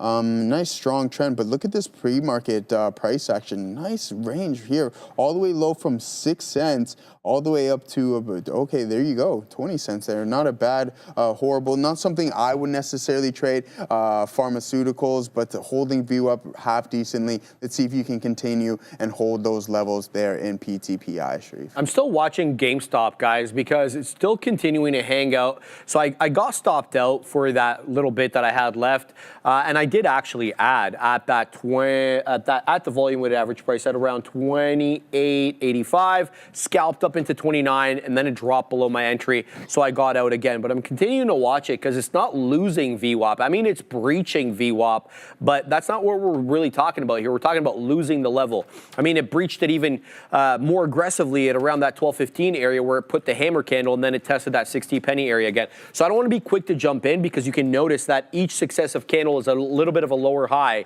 not necessarily a lower low because we're holding that flat bottom, which is VWAP, but the lower high here is what's operative, at least to me.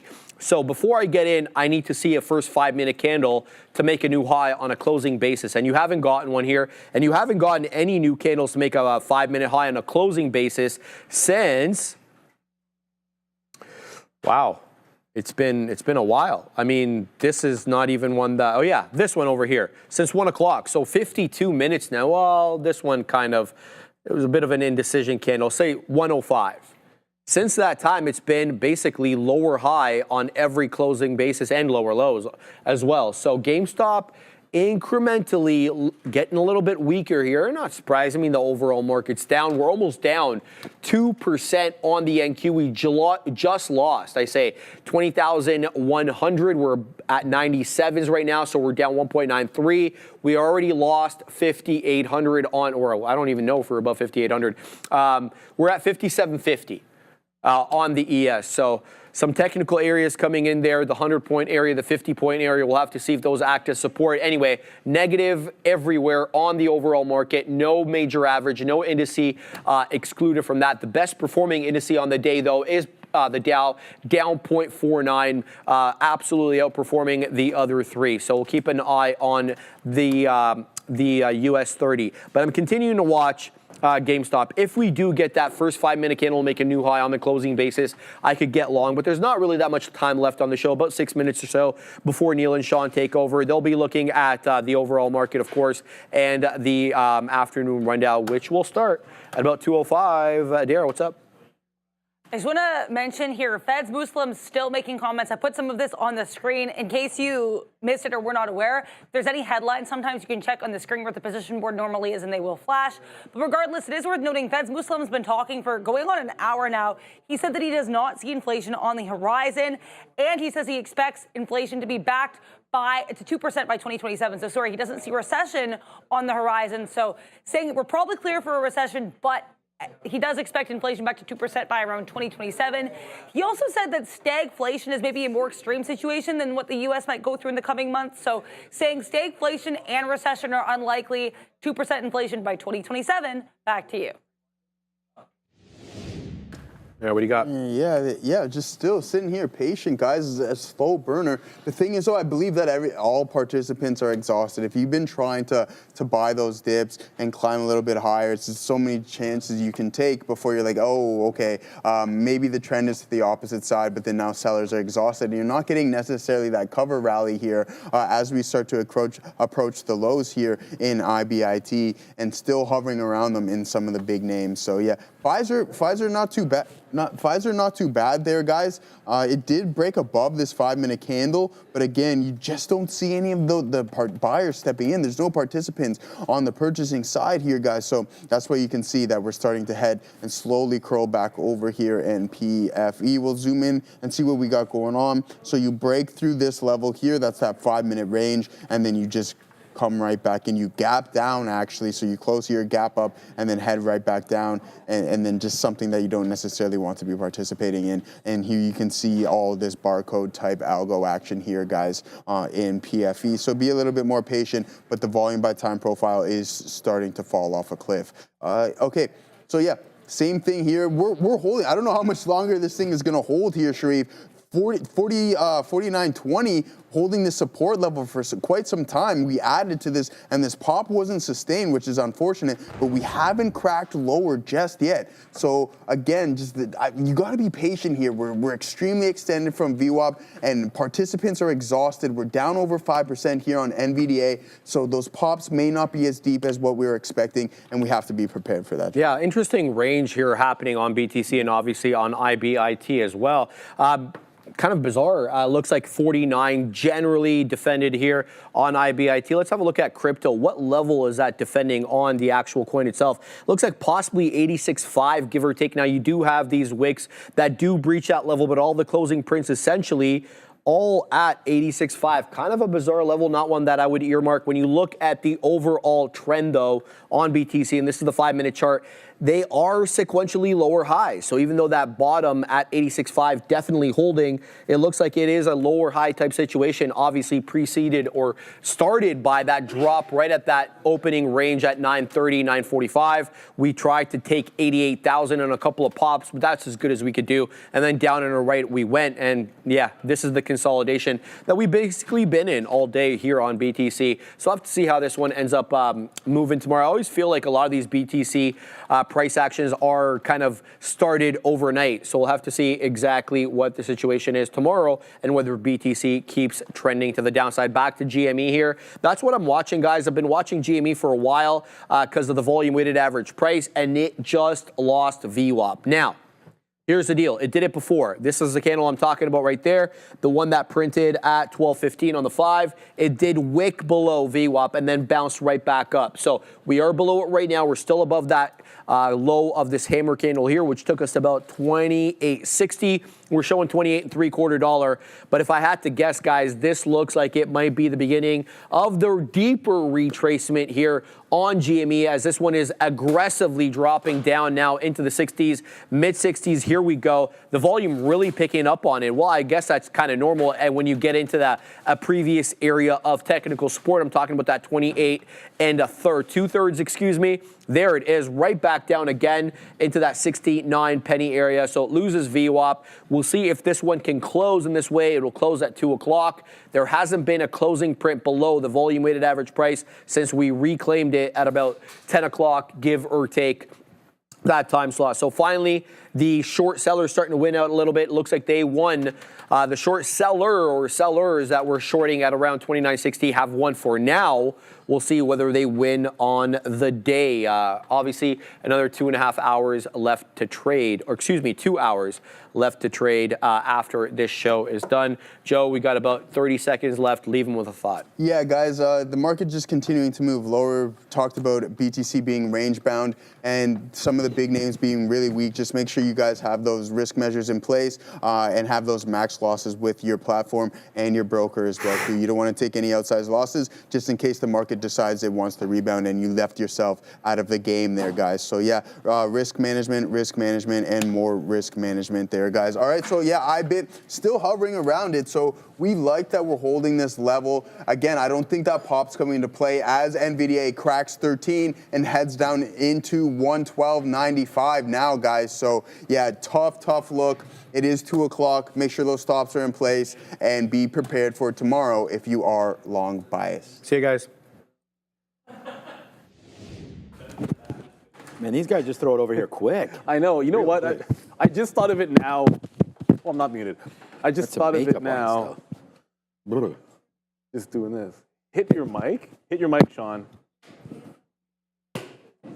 Bad mic. Why are we hitting the mic? Why are we hitting our mics? It means like hit your mic, hit your mic, hit your mic. Don't hit our mics? Hit your mic. Don't hit your mic.